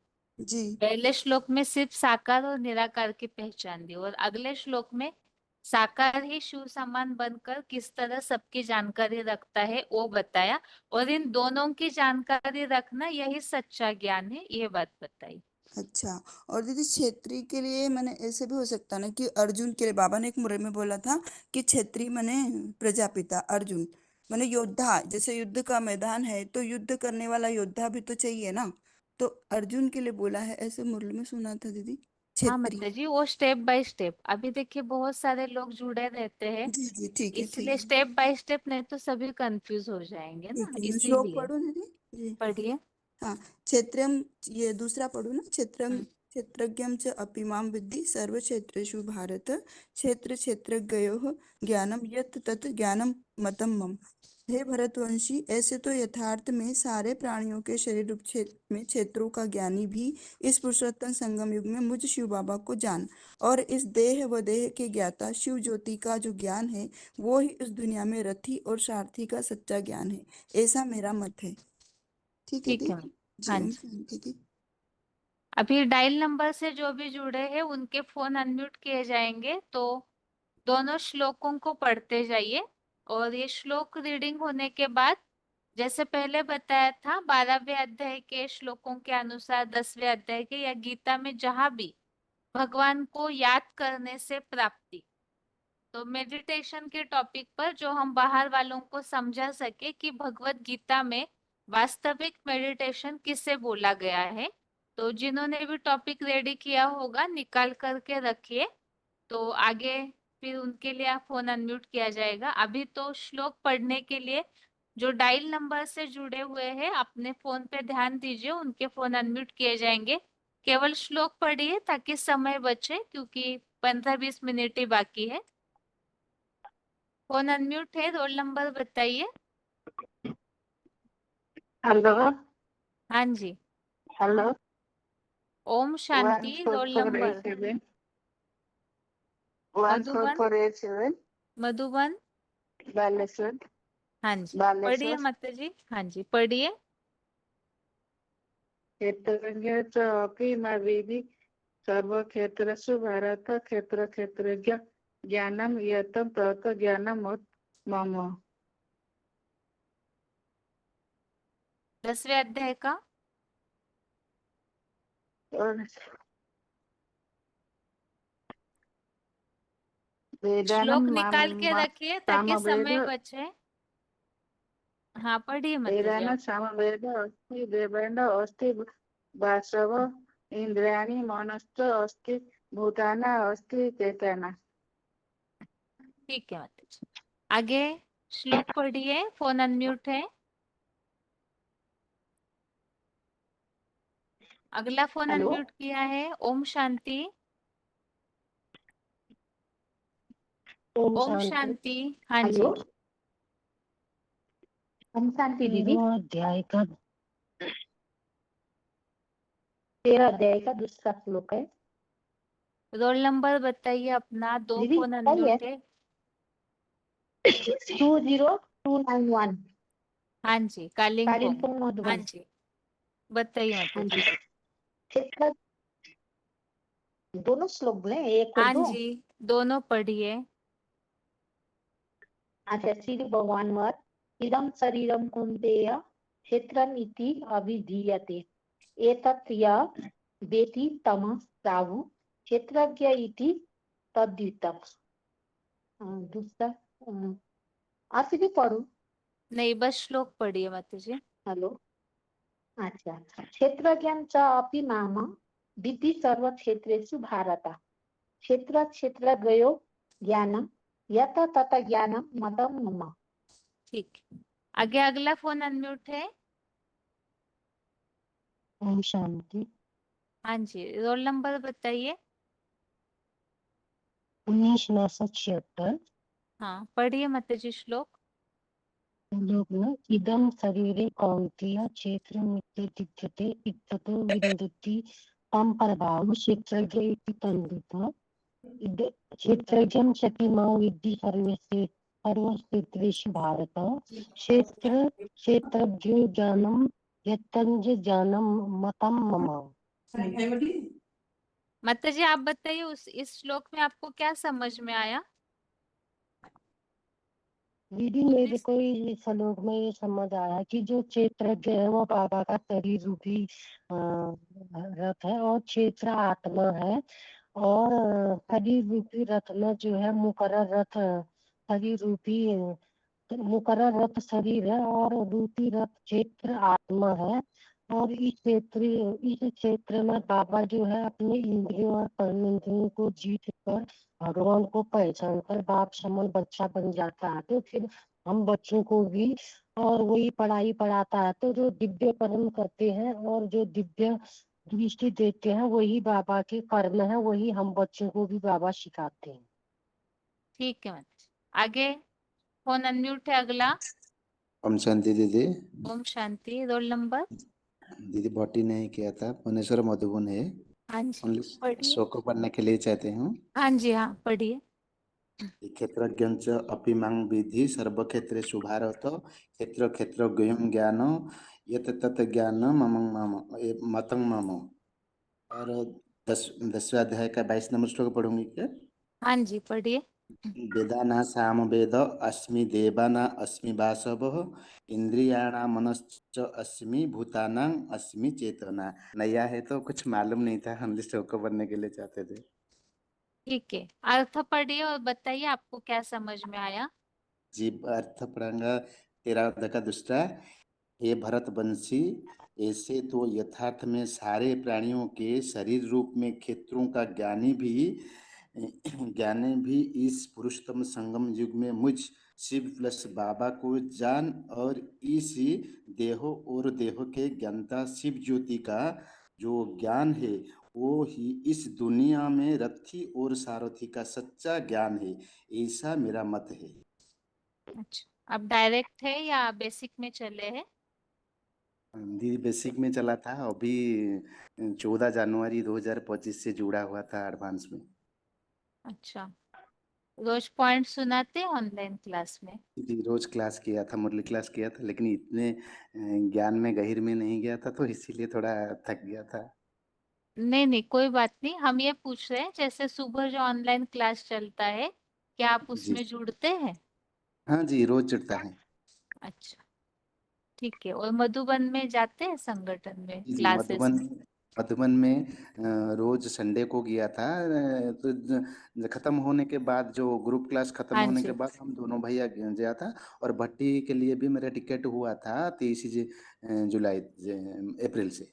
अच्छा, ठीक जी जी ठीक है। आप थोड़ा शुरू से भूमिका पढ़िए तो आपको और थोड़ा अच्छे से समझ में आएगा। जी अभी तो बहुत आगे बढ़ा हुआ है ना, तो आप रोज सुनेंगे तो आपको समझ में आएगा गीता में क्या बात चल रही है। जी जी ठीक जी ठीक, जी। ओम शांति। शांति शांति। आगे अगला फोन अनम्यूट है, पढ़िए। ओम शांति दीदी। Om Shanti, role hello. Number. हाँ जी। 29 030। मधुबन। हेलो। 29 करावल 0। नगर मधुबन। हाँ जी 30। हाँ जी, पढ़िए करावल माताजी, नगर मधुबन। पढ़िए श्लोक। ठीक। इधर शरीरे कौन्तेय क्षेत्र इति अभिधीयते एतत् ये वेति त प्राहु क्षेत्रज्ञ इति तादिते। और दूसरा श्लोक है क्षेत्रज्ञ च अपि मा विद्धि सर्व क्षेत्रेषु भारत। क्षेत्र क्षेत्रज्ञो ज्ञान यत तत ज्ञान मत मम। इसका ठीक है भी माताजी, अर्थ भी पढ़ो। हाँ पढ़िए।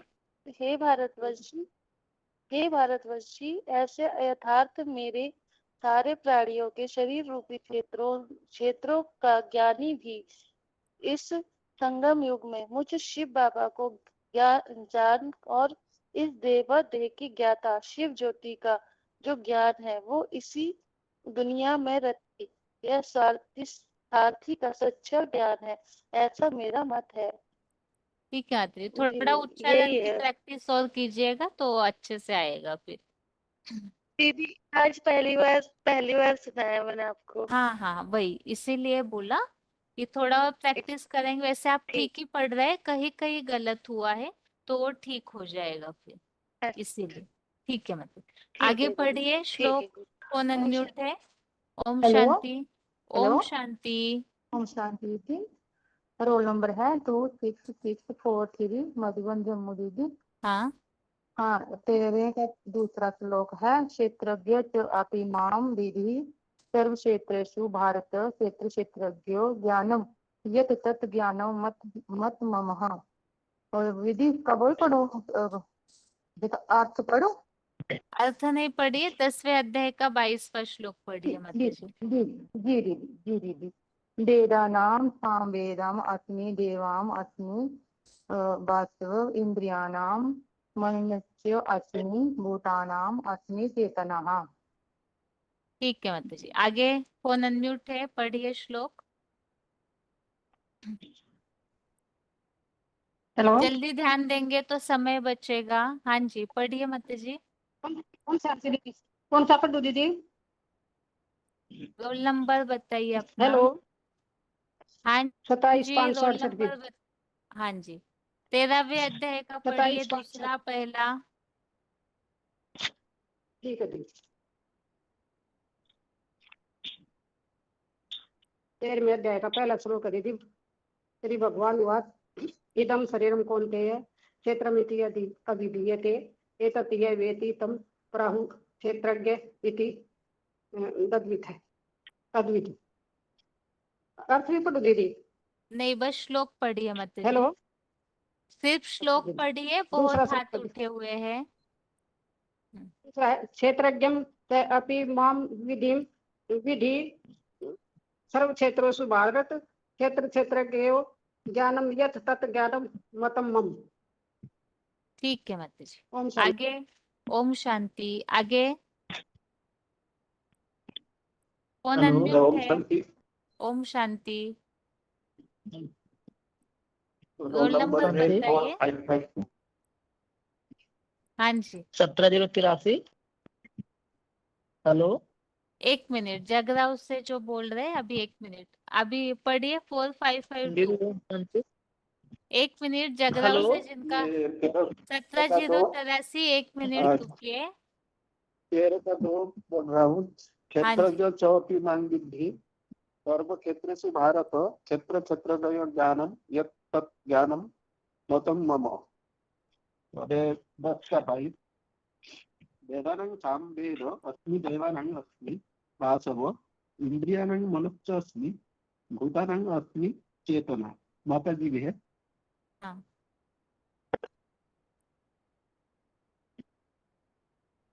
पढ़िए माता जी। ओम शांति। हाँ जी, श्लोक का 22 है, वेदानां सामवेदास्मि देवानां अस्मि वासव इंद्रियाणां मनश्च अस्मि भूतानां अस्मि चेतसा। और चेतना 13 का है, चेतन। है चेतना। हाँ जी हाँ जी, जल्दी हो गया। 13 का ड है, क्षेत्रज्ञं च अपि मां विद्धि सर्वक्षेत्रेषु भारत क्षेत्र क्षेत्रज्ञयो ज्ञानम यत् तत् ज्ञानम मतम मम।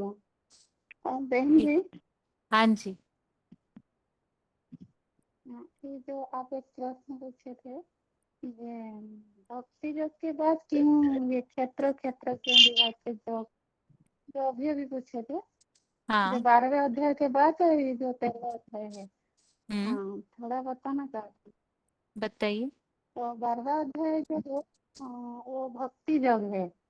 तो उसमें भक्ति, जैसे हम बाबा बोलते हैं भक्ति से ज्ञान प्राप्त होता है, जो जितना सत्य प्रधान भक्ति करेगा उतना सत्य प्रधान ज्ञान भी उठाएगा। ऐसे ही जब भक्ति से ज्ञान, ज्ञान माने क्या, सच्चाई को जानना। आजकल दुनिया में भी ढेर सारा गुरु गोसाई है, अपने को भगवान कहकर बैठ जाते हैं, लेकिन सच्चाई क्या है? भगवान को, एक भगवान को पहचानना। जो 12वें अध्याय में हमने पढ़े हैं, ये साकार और निराकार। निराकार का उपासक जो है वो बहुत कठिनाई है, कठिनाई पूर्वक प्राप्त करते हैं, लेकिन जो साकार में आए हैं निराकार को जो उपासना करते हैं वो सहज और चरित्रवान बनते हैं। इसीलिए वो साकार में जो भगवान आए हैं उनको अगर पहचानेंगे और जो याद करेंगे तो वही जो क्षेत्र, शरीर रूपी जो क्षेत्र जिसमें भगवान आए हैं उसी को अगर जान जाएंगे तो इसी हिसाब से आगे का ये क्षेत्र और क्षेत्रज्ञ विभाग जो उसका वर्णन है। हाँ जी, ठीक है माता जी, अच्छा जवाब दिया है। ओम शांति। आगे 17083। दीदी ओम शांति। ओम शांति, पढ़िए श्लोक। क्षेत्रज्ञं च अपि मां विधि सर्वक्षेत्रो भारत क्षेत्र क्षेत्रज्ञ ज्ञानम मत।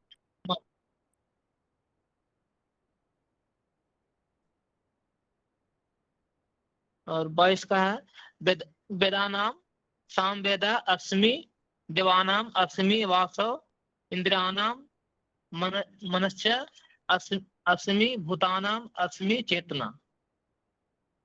ओम ठीक है। शांति। क्षेत्र किनके लिए बोला है?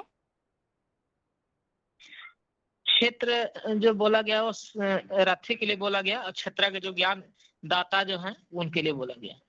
ज्ञानदाता कौन? श्री बाबा जो सुप्रीम सोल प्रवेश करते हैं तो ज्ञान क्षेत्रज्ञ जो बोला गया उनके लिए। ठीक। क्षेत्र जो क्षेत्र जो शरीर के क्षेत्र प्रवेश करते हैं, ठीक, क्षेत्रज्ञ। हाँ जी, ठीक। ओम शांति।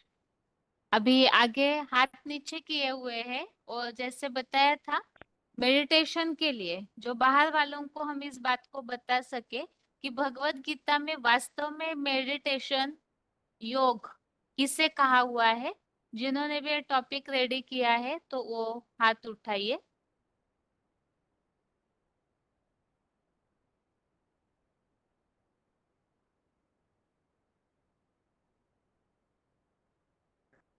कौन अनम्यूट है?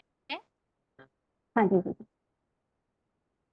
याद की विधि और प्राप्ति गाते हैं। सिमर सिमर सुख पाओ, कलह कलेश मिटे सब तन के। तो याद से ही सुख मिलता है और तन के दुख दूर होकर निरोगी बन जाते हैं। परंतु वर्तमान समय में कोई पूर्णतः सुखी या निरोगी देखने में तो नहीं आता है। तो पूर्ण सुख का अर्थ है चाहे हम कहीं भी हो या हमारी परिस्थिति कैसी भी हो, हम सुखी और आनंदित हों, जिसके लिए जरूरी है व्यर्थ के विचारों पर नियंत्रण, पॉजिटिव एटीट्यूड और ईश्वर की याद होना, मना भगवान से योग हमारा होना चाहिए। तो योग की सही परिभाषा वही बता सकता है जिन्होंने योग की सिद्धि प्राप्त की हो, जिनको शास्त्रों में योगेश्वर कहा है, जिनकी यादगार मूर्तियां या चित्र सदैव ध्यान मग्न निराकारी स्टेज वाली दिखाई जाती हैं, और जिनके नाम से ही भारत का प्राचीन राजयोग जाना जाता है, मना स्वपरिवर्तक शिवास अर्थात शिव शंकर भोलेनाथ। इसी राजयोग की पावर से राजाओं ने राजाई की और रानियों ने पवित्रता की रक्षा करने के लिए जौहर भी किए। परंतु आज राजतंत्र का स्थान प्रजातंत्र ने ले लिया और शिव शक्ति कही जाने वाली नारी जो है वो सबला से अबला बन गई, जो अपनी पवित्रता की रक्षा नहीं कर पा रही। जो भारत सोने की चिड़िया कहा जाता था वो विदेशों का कर्जदार हो गया। इसका कारण गीता में बताया है, योगो नष्टः परंतप। वह योग समय के साथ नष्ट या समाप्त हो गया। तो योग या मेडिटेशन करने के लिए दिन, समय, स्थान, वातावरण सभी निश्चित किया जाने लगा। और गीता में कहा है, अपाने जुहति प्राणम प्राणे पानम तथा परे प्राणापान गति रुद्वा प्राणायाम परायण। प्राणायाम करने वाले जो योगी हैं वो श्वासों को नियंत्रित करने की प्रक्रिया का इस्तेमाल इंद्रियों पर अंकुश लगाने या मन को स्थिर करने के लिए करते हैं। परंतु यह तो बॉडी का नेचुरल प्रोसेस है। वास्तव में प्राण वायु है अशुद्ध संकल्प या पॉजिटिविटी को ग्रहण करना, और अपान वायु है अशुद्ध संकल्प या नेगेटिविटी का त्याग करना, और इन दोनों को नियंत्रित करना ही योग है।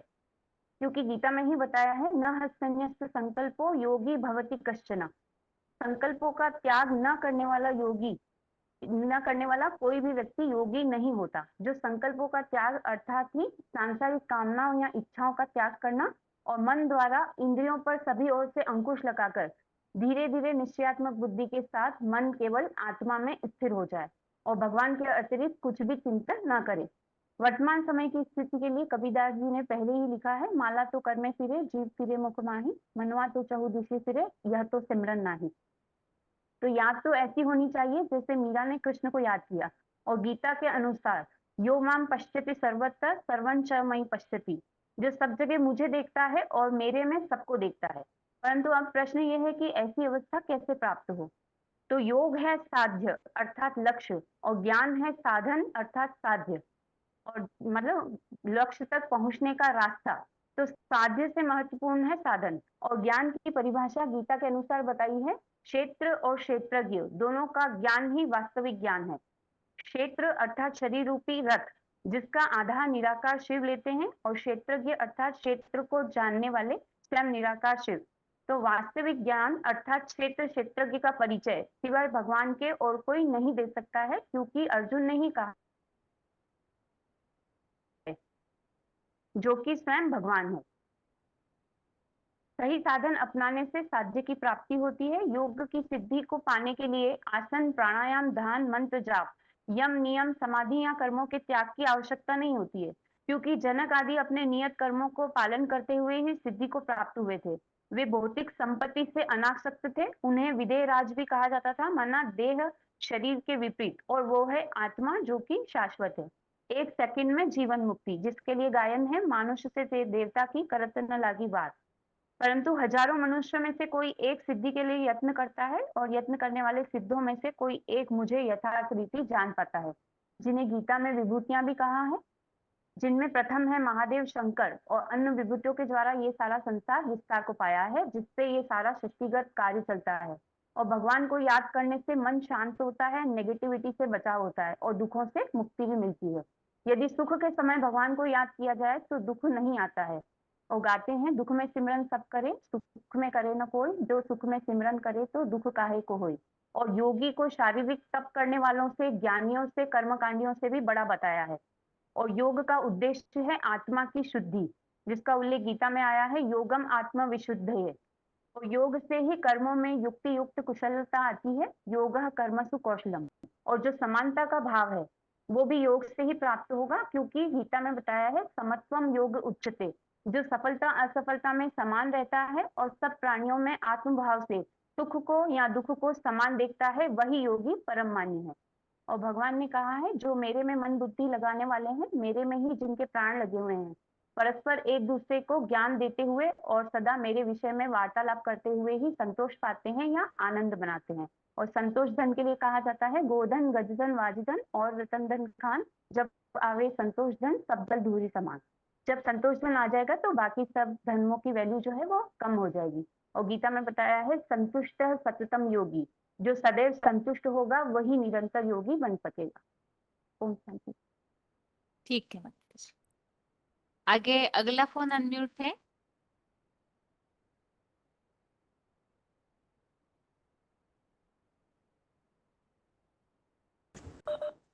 हाँ दीदी 8937। हाँ जी। हाँ, आज सारी मनुष्य सृष्टि कोई ना कोई दुख रोग शोक भय चिंता से ग्रसित है। किसी ने औषधियों से, किसी ने औपचारिक रीति से, किसी ने व्यायाम, किसी ने मनोवैज्ञानिक द्वारा, किसी ने हठ योग, किसी ने कर्म योग और किसी ने और योग की विधि द्वारा इसे छुटकारा पाने का प्रयास किया। परिणाम मिले तो, लेकिन सदाकाल के या फिर कहीं 100% नहीं। दीर्घ काल का जन्म जन्मांतर का परिणाम मिला, दीर्घकालीन जन्म जन्मांतर का परिणाम मिले, इसका एकमेव रास्ता है प्राचीन राजयोग। आज के समय में मेडिटेशन का नाम बहुत बाला हो रहा है। इसको भी जितने सिखाने वाले उतने तरीके। वास्तव में प्राचीन राजयोग क्या है, इस शिक्षा को सिखाने वाला कौन है, प्राचीन कहा है तो कब सिखाया होगा, इसको समझना होगा। शब्दों में ही राज अर्थात अर्थ समाये हुए हैं। प्राचीन माने पुराने ते पुराना, राज माना जिसमें रहस्य भरे हुए हैं, और योग माना जुड़ना। किसका किससे जुड़ना? आत्माओं का परमात्मा से जुड़ना। इस सृष्टि पर ही नया और पुराना होने की बात है। इस सृष्टि पर ही अज्ञानी बनते हैं। यही इस सृष्टि साकार सृष्टि पर ही टूटना और जुड़ना होता है। सबसे प्राचीन शास्त्र है श्रीमद् भगवत गीता। जरूर प्राचीन राजयोग की शिक्षा इसी से मिलेगी। कब सिखाया जाएगा? जब भगवत गीता सुनाई गई, समझाई गई। वो समय है अभी का। मैं सिर्फ श्लोक के वो बता रही हूँ क्योंकि नहीं तो बहुत तीर लंबा हो जाएगा।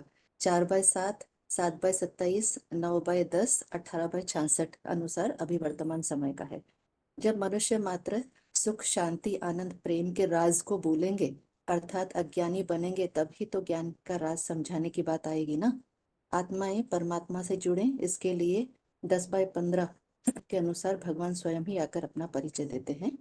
और 9/2 में राज विद्या, राजगुह्यम ऐसे राजयोग की महिमा के बारे में बताया हुआ है। इस अनुसार रहस्य भरा ज्ञान सुनाना पड़े। आत्मा का परमात्मा से जुड़ना, इसे योग कहा जाता है। दो नाम एक साथ लिए जाते हैं, परम पिता और परमात्मा। परम पिता है सभी आत्माओं के पिता, परमात्मा है सभी मनुष्य आत्माओं के पिता। परम पिता का रूप भगवद गीता के 8/9 में बताया है, अणु अण्यंसम अनुस्मृत्य। वो ही है निराकार, अर्थात निराकार भगवान। उनके इस सृष्टि पर कर्तव्यों के बारे में 4/8 में बताया है।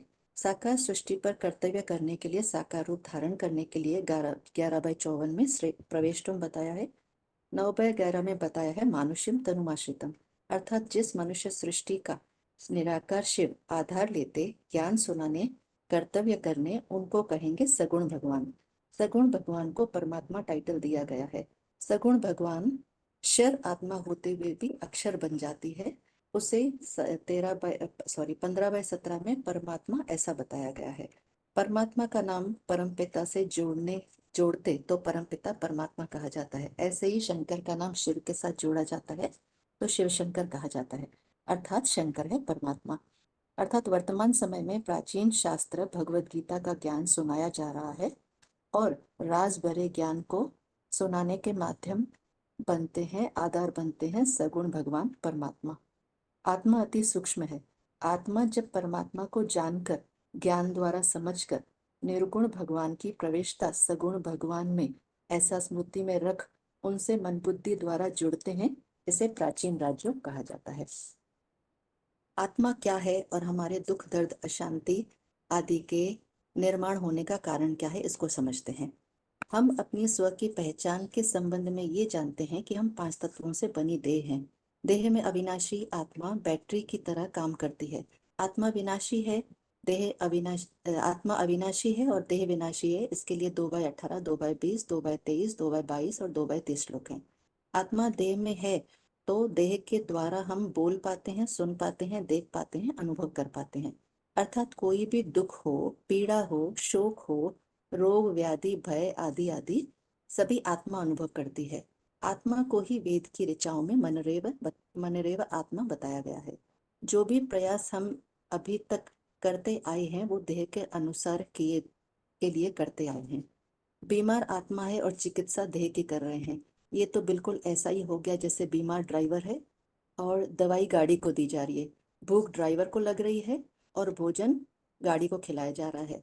तो जैसा परिणाम मिलेगा वैसा नहीं मिल पाया। मन अपना रास्ता भटक गया, उसे एकाग्र करने के लिए 3/34 में बताया है। वास्तव में इसी बात को गहराई से समझना होगा कि हमें विस्मृति हो गई कि हम आत्मा हैं। देह समझने से मन दैहिक आसक्तियों में उलझ गया। देह की इंद्रियों में, चाहे वो ज्ञान इंद्रियां हों चाहे कर्म इंद्रियां, या फिर उनके विषयों में, देह के पदार्थों में, देह के संबंधियों में, संपर्कों में, कर्मों में, कर्मफल की आसक्ति में, उनसे अनेकानेक विकारों का जन्म हुआ। काम, क्रोध, लोभ, मोह, अहंकार, ईर्ष्या, द्वेष, आलस्य, निद्रा आदि आदि। इसलिए 6/5 में आत्मा को अपना मित्र और आत्मा को अपना शत्रु बताया है। हमारे वर्तमान जन्म की प्राप्तियां अप्राप्तियां ही नहीं बल्कि जन्म जन्मांतर के चक्र में आने का मूल कारण भी है गुणों में आसक्त होना। 13/21 में बताया है। देह का सुख तो मृग तृष्णा समान है। देह विनाशी है तो देह के आधार पर सुख भी विनाशी अल्पकाल के हैं। तो जो ये हुआ हमारे दुखों का मूल कारण, उनसे मुक्ति का उपाय पाने का तरीका है राजयोग। अब राजयोग की विधि क्या है, याद की विधि क्या है, इसे समझते हैं। 12/2 में बताया है मयि आवेश मनो ये माम नित्यता उपासते।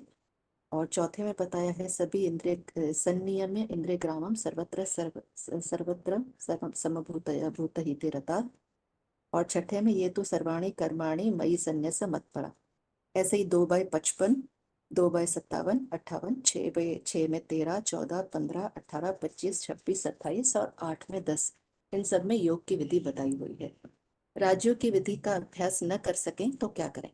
12/9 में बताया अथ चित्तम समाधातुम न शक्नोषि मयि स्थिरम अभ्यास योगेन ततो माम इच्छ आत्तुम धनंजय।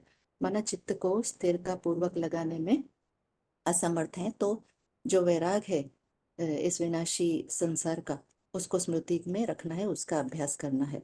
12/10 में बताया है कि इसमें भी अगर समर्थ नहीं है तो असि मत कर्मो भव, माना यज्ञार्थ कर्म करें। 12/11 में बताया है मध्योगम आश्रितम, माना मुझसे सर्व संबंध जोड़कर कर्म फलों को त्यागना है। राजयोग के अभ्यास के बाद की प्राप्तियां 10/7 में बताया है यह स अविकम्पेन योगेन युजते, योग ऊर्जा द्वारा भगवान से जुड़ना।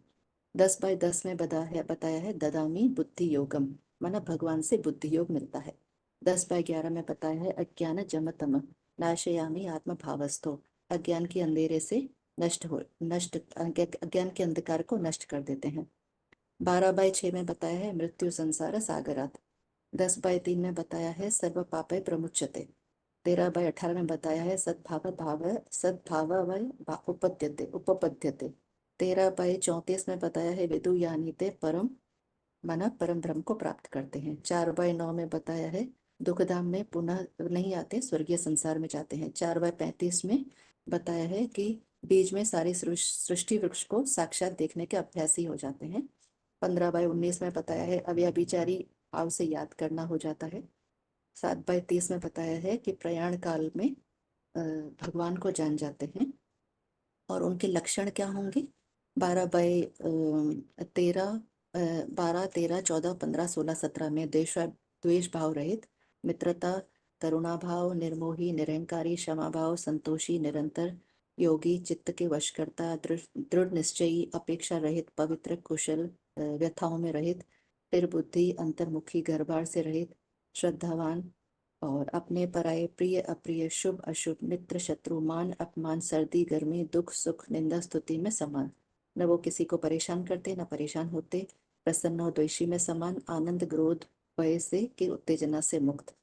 आज के समय में मनुष्यों के जीवन में इतनी समस्याएं हैं ही नहीं जितनी राजयोग से प्राप्तियां हैं। यही प्राप्तियां अनुभव जन्म जन्मांतर के लिए हमारी अपनी अपनी ईश्वरीय बैंक के खाते में जमा रहेंगी, जिस अकाउंट द्वारा हम अपने गुण शक्तियों को अपने ही भरे हुए संग्रहित भंडार के द्वारा हम सुख शांति भोगते रहेंगे। ओम शांति। ठीक है, आगे अगला फोन अनम्यूट है।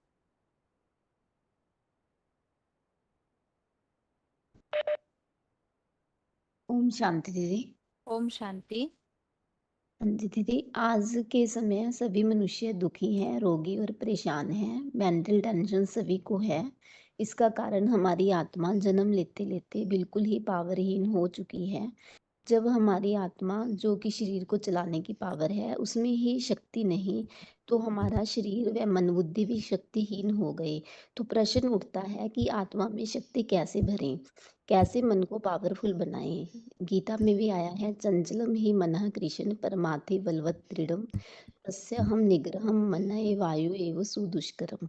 अर्थात मन बड़ा चंचल है, वायु के समान उसे रोकना कठिन है। इसी कारण आज के समय हर मनुष्य मेंटल टेंशन में है।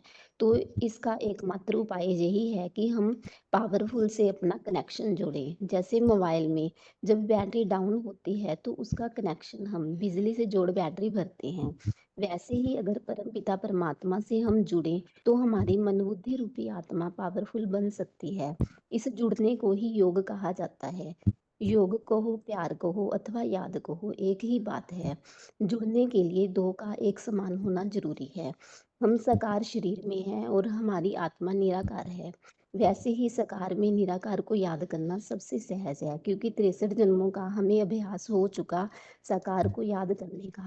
इसीलिए 12 के 2 में बताया है साकार में निराकार को याद करना है, परंतु हमारी याद अव्यभिचारी होनी चाहिए, क्योंकि अगर लगातार अग्नि प्रज्वलित होती है तो ही तो कचरा भस्म होता है। इसीलिए बताया है नित्य युक्ता उपासते, अर्थात हमें नित्य और निरंतर याद करना है और परम श्रद्धा से भरकर भगवान को याद करना है। याद तो रावण भी भगवान को करता था, परंतु ईर्ष्या और द्वेष से भरकर करता था, तो ऐसी याद नहीं करनी, हमें प्रेम पूर्वक भगवान को याद करना है। अचल अडोल रहकर वाचा रहित मन बुद्धि से याद करना है, अर्थात मुख से राम राम नहीं बोलना, दिली भावना से याद करना है, अंतर्मुख होकर याद करना है। 12 के 4 में आया सर्वभूत हिते रथा सन्निम्य इंद्रिय ग्रामम व सर्वत्र समबुद्धिया, अर्थात सर्व के प्रति समदर्शी, 11 इंद्रियों को पूरा संयम्य करना और सर्व के कल्याण में रत रहना है। परंतु भगवान की याद भी कब आएगी? कहते हैं ना, जहाँ हमारा तन होगा वही हमारा मन होगा, जहाँ हमारा धन होगा वही हमारा मन होगा। तो तन मन धन की सारी पावर ईश्वरीय कार्य में लगानी है। रामायण में तुलसीदास जी ने भी कहा है, तन धन धाम सिरद परिवारा, सबकी ममता ताग बटोरी, मम पद बांध बांध वरी डोरी, अर्थात ईश्वर को ही बुद्धि से झुक जाना है और संपूर्ण समर्पण करना है। परंतु किसी को याद या प्यार क्यों करते हैं? क्योंकि उससे कोई हमें प्राप्ति होती है, तभी हम उसको याद करते हैं। तो 12 के 7 में बताया, तेषाम अहम समुद्धरता मृत्यु संसार सागरात, अर्थात जन्म जरा और मृत्यु के दुख वाले संसार से संपूर्ण उद्धार करने वाला हूँ। मनुष्य को सबसे बड़ा भय मृत्यु का रहता है, तो भगवान की याद से हम इस मृत्यु संसार सागर से पार चले जाते हैं। रामायण में भी आया है, शंकर चाप जहाज जेहि चढ़े उतरे पार, नर बूढ़ सकल संसार। तो भगवान तो हमें इसी जन्म में इसी शरीर से पार लगाने आए हुए हैं और 2500 वर्ष तक हमें इच्छा मृत्यु का वरदान देने आए हैं। गीता के 4 के 36 में भी बताया है कि चाहे सब पापियों से भी अधिक पापी क्यों ना हो, शंकर चाप जहाज से सारे ही पाप समुद्र को ज्ञान व योग बल से तैर कर पार कर जाएगा। तो याद के बल से जहाँ इसी जन्म में ही इस नारकीय संसार से बुद्धि पार चली जाएगी और भविष्य 63 जन्म में भी उस परमात्मा पाठधारी के साथ जन्म मिलेगा, जिससे आत्मा संग के रंग के कारण शक्तिशाली होकर रहेगी और द्वापर से और धर्मों में कन्वर्ट भी नहीं होगी, क्योंकि और धर्म वाले तो अपने जहाँ दास दासी बनाकर रखते हैं। इसीलिए गीता में आया है, स्वधर्म निधनम श्रेय परधर्मो व्यावया, अर्थात स्वधर्म अर्थात आत्मा के धर्म के लिए मरना भी अच्छा है, दूसरों का धर्म तो बड़ा भयानक है। तो हमें ईश्वर को नित्य निरंतर और अव्यभिचारी रूप से याद करना चाहिए और इस पुरानी दुनिया से बार बार वैराग्य लाना चाहिए। गीता में 6 के 35 में आया है कि अभ्यासेन तु कौन्तेय वैराग्येन च गृह्यते, परंतु अगर अभ्यास करने में भी असमर्थ है तो 12 के 10 में आया, मत कर्म परमो भव, अर्थात मेरे प्रति कर्म करने वाला हो। 12 के 11 में आया, इतना भी करने में अशक्त है तो सर्व संबंध मुझसे जोड़, अर्थात सर्व कर्म फलम त्यागम, अर्थात सर्व कर्म फलों का त्याग कर दे। और 9 के 28 में बताया, शुभाशुभे फले एवं मोक्ष से कर्म बंधन संन्यास योग युक्त आत्मा विमुक्तो माम उपैस्यसि, अर्थात शुभ और अशुभ फल वाले कर्मों के बंधन से मुक्त हो जाएगा और समुचित त्यागी व योग युक्त आत्मा मुझको ही प्राप्त करेगा। 9 के 22 में भी बताया, योगक्षेम हम उन निरंतर संपूर्ण योगियों को अप्राप्त की प्राप्ति और उनकी रक्षा का भार मैं वहन करता हूँ, अर्थात महाविनाश काल में उनकी रक्षा होती है। अर्थात भगवान से जुड़ने उनसे प्यार करने के इतने फायदे हैं, परंतु भगवान से जुड़ने से उनके लिए उनकी पहचान होनी जरूरी है कि वो कहाँ कार्य कर रहे हैं और किस साधारण तन में कार्य कर रहे हैं। जैसे मलेरिया के कीटाणु 2 बूंद खून में नंगी आंखों से दिखाई नहीं देते, ऐसे ही भगवान को देखने के लिए ज्ञान का तीसरा नेत्र चाहिए, जिसके लिए गीता में आया है 11 के 8 में, दिव्य ददामि ते चक्षुषु। वर्तमान समय में निराकार शिव साकार शंकर द्वारा ज्ञान दीपक देकर हम आत्माओं को आध्यात्मिक ईश्वरीय विश्वविद्यालय के माध्यम से जगाने का काम कर रहे हैं। भगवान के स्वरूप को पहचान कर उनसे जुड़कर हम अपनी आत्मा रूपी बैटरी को में पावर भर सकते हैं और सभी प्रकार के व्यक्तिगत, सामाजिक और मानसिक समस्याओं का हल कर सकते हैं, जिसके लिए हमारे ईश्वरीय परिवार से जुड़े और अपना समय सफल बनाएं। ओम शांति। ठीक है माता जी। और 783 बालेश्वर। हाँ जी। हेलो, आवाज आ हाँ रहा है जी। आज? हाँ जी। हाँ, ये तो बहुत बड़ा टॉपिक है, इसलिए इसको छोटा करके मैं बोलता हूँ क्योंकि टाइम कम है। 3 टॉपिक इसको बना दिया। एक तो पहले बताता हूँ भगवान से साकार शरीर से कैसे हम जुड़ेंगे। श्रीमद् भगवद गीता मानवीय जीवन दर्शन का एक ऐसा अलौकिक और दिव्य शास्त्र है जिसको सुनने मात्र लोगों के मन में श्रद्धा, सम्मान, ऊंच और दिव्य भावना पैदा हो जाता है, क्योंकि सबको प्रायतः ये पता है ये सबसे ऊंचा शास्त्र है जो भगवान के साथ जुड़ने का सामर्थ्य रखता है। तो ये ईश्वर का वार्ता जो है इसमें आलेख्य है और सब सिद्धांतों पर ये भारी है, इसलिए इसका कद और वॉल्यूम बहुत ज्यादा भारी है। परंतु दुख और विडंबना इस बात का है ये शास्त्र सबसे ज्यादा टीकाएं, अनुवाद अलग अलग मानवीय मुख से निकलने से इसका शुद्धता और उच्च मानवीय मूल्यबोध को बहुत बड़ा चोट पहुंचाया, जिससे समग्र मानव समाज पतन की गर्त में धकेले जा रहा है। कैसे? ये तो बड़ा प्रश्नवाची है, लेकिन गीता का जो असली ज्ञानदाता है वो है सदा निराकारी, निर्विकारी, निरहंकारी, अजन्मा, अभोक्ता, सदाशिव ज्योति। और वो जिस तन के जरिए गीता ज्ञान देकर सृष्टि का सृजन और निर्माण करते हैं और जो सदा प्रवृत्ति में रहते हैं, एक पत्नी व्रता, अखंड ब्रह्मचर्य, पुत्र पवित्र ब्राह्मण है और सदा वैरागी, अनासक्त तथा कामदेव को भस्म करने वाली है। महादेव शिवशंकर के जगह जन्म मरण चक्र में आने वाले 8 प्राटराणी, अनेक गोपिकाओं के साथ रासलीला निभाने वाले तथा भूखी गृहस्थी जीवन बिताने वाले कृष्ण का नाम डालने से ये गीता कितना बड़ा खंडित हो गया है। सारा सृष्टिगत तो समस्या और सारे परेशानी का मूल जड़ यहीं पे है। तो इसीलिए हम जो गीता आजकल पढ़ते हैं और गीता के अंदर जो एक शब्द आया है, बहुत बड़ा कॉमन शब्द है योग। ये हर एक अध्याय से, पहले अध्याय से लेके अंतिम अध्याय जो कर्म संन्यास योग है वहां तक भी ये लिखा हुआ है कि योग माने जुड़ना। किसके साथ जुड़ेंगे हम? तो जब किसको पहचानेंगे, अच्छी रीति से जानेंगे, तब तो जुड़ पाएंगे। तो गीता ज्ञान हम जो सुनते हैं, जो भी हमको सुनाते हैं, तो हम कैसे मनमना भाव होंगे, किसके साथ जुड़ेंगे? जो सुनाने वाला तो बहुत सारे लोग होते हैं। तो हमारा बुद्धि कहाँ जाएगा? या गीता में जो दिखाएगा मेन पुष्टे पर कृष्ण का चित्र दिखाएगा। जो निराकारवादी वो निराकार को याद करेंगे, या तो शिवोस्मि ब्रह्मास्मि कहने वाले, शिवोम ब्रह्मास्मि कहने वाले, उनकी तरह याद जाएगा तो तुंडे तुंडे मत भिन्ना हो जाएगा, तो और बुद्धि सत्यानाश हो जाता है। तो आज की समाज में तो ये देखने में आ रहा है, असली गीता ज्ञानदाता एक के जगह अनेक मनुष्य धर्मगुरु या साकारी कृष्णोपासक या निराकारवादी होने के जगह से आज ये सारे समस्या की उत्पत्ति हुई है। जितने सारे समाजगत टेंशन, फ्रस्ट्रेशन, डिप्रेशन हो रहा है समाज, इसका मूल आधार यही है। इसलिए भगवान जब खुद आते हैं वो आके इस पुरुषोत्तम संगम युग में अभी प्रैक्टिकल देते हैं ज्ञान। उनका परिचय कोई नहीं जानता, जो बताया था नमे विदुषरगणा प्रभंग न महर्षय अहं आदि देवाना महर्षिणाच सर्वस्व। मैं सबका आदि करने वाला हूँ। और 10-15 में बताया स्वयं आत्माना आत्मान व्यथतुम पुरुषोत्तम भूतो भावन भूतेश देवदेव जगतपति। वो स्वयं जब आएंगे अपना परिचय वो खुद देंगे। वो आके पहले श्रीमद् भगवद गीता में जिस मुकर्रर तन का जिक्र करते हैं, महाभारत युद्ध की पृष्ठभूमि पर जो सबसे बड़ा धर्म क्षेत्र कर्म क्षेत्र बताएगा पहला श्लोक में, धर्म क्षेत्र कर्म क्षेत्र समवेता जुजुत्सव मामे कहा पांडवास्व किम कुर्वत संजय। वही धर्म रूप को कुरुक्षेत्र जो है, this is the central point of world. ये जी विश्व का केंद्र स्थल है। 500-700 करोड़ मानव आत्माओं का वही केंद्र स्थल है, जिसको बताया 13:1 में धर्म क्षेत्र माने इदम शरीरम कौन्तेय, और दूसरा श्लोक में बताया क्षेत्र ज्योपि माम विद्धि। तो ये श्लोकों के आधार पर भगवान का जो तन है, पर्टिकुलर तन, वो पॉइंट आउट हो जाता है। दूसरे बात बताया 1:24 में भगवान का जो साकार शरीर है मुकर्रर रथ, उसका मैं जिक्र कर रहा हूँ। एवं मुक्त हृषिकेश गुड़ाकेशन भारत सेनोर मध्य स्थापित रथोत्तम। रथ को स्थापन कर कौन से क्षेत्र में? ये युद्ध रूप का कुरुक्षेत्र जो कर्मभूमि है, धर्म की भूमि में, वो भगवान का रथ की बात आई है। वो कौन सी रथ है? शरीर रूपी रथ की बात आया। और वो एक जगह आया है 28, 29, 30 में गांडी में नामक पुरुषार्थ रूपी धनुष, गांडी भी सशस्त्र हस्ता त्यक्ते परिदात है निमित्तानि च पश्यामि विपरीत केशव, जो आया करके ऐसे। तो और एक 47 में भी आया एवं मुक्तार्जुन संख्या माने रथोपस्थे उपाविशन विसृज्य संसर्ग चाप सुख सविघ्न मानस। तो ये श्लोकों के आधार पर ये स्पष्ट प्रमाणित होता है जी भगवान जी साकार मुकर तन में आते हैं, रथ में आते हैं। वो रथ का चित्र पहले गीता पुष्ट पर दिखाया गया है। तो वो रथधारी शरीर वो क्षेत्र कौन है? अर्जुन रणभूमि में पुरुषार्थ रूपी धनुष छुड़कर शरीर रूपी रथ में बैठ गया हिम्मत हार के। तो यही रथ कौन सा है?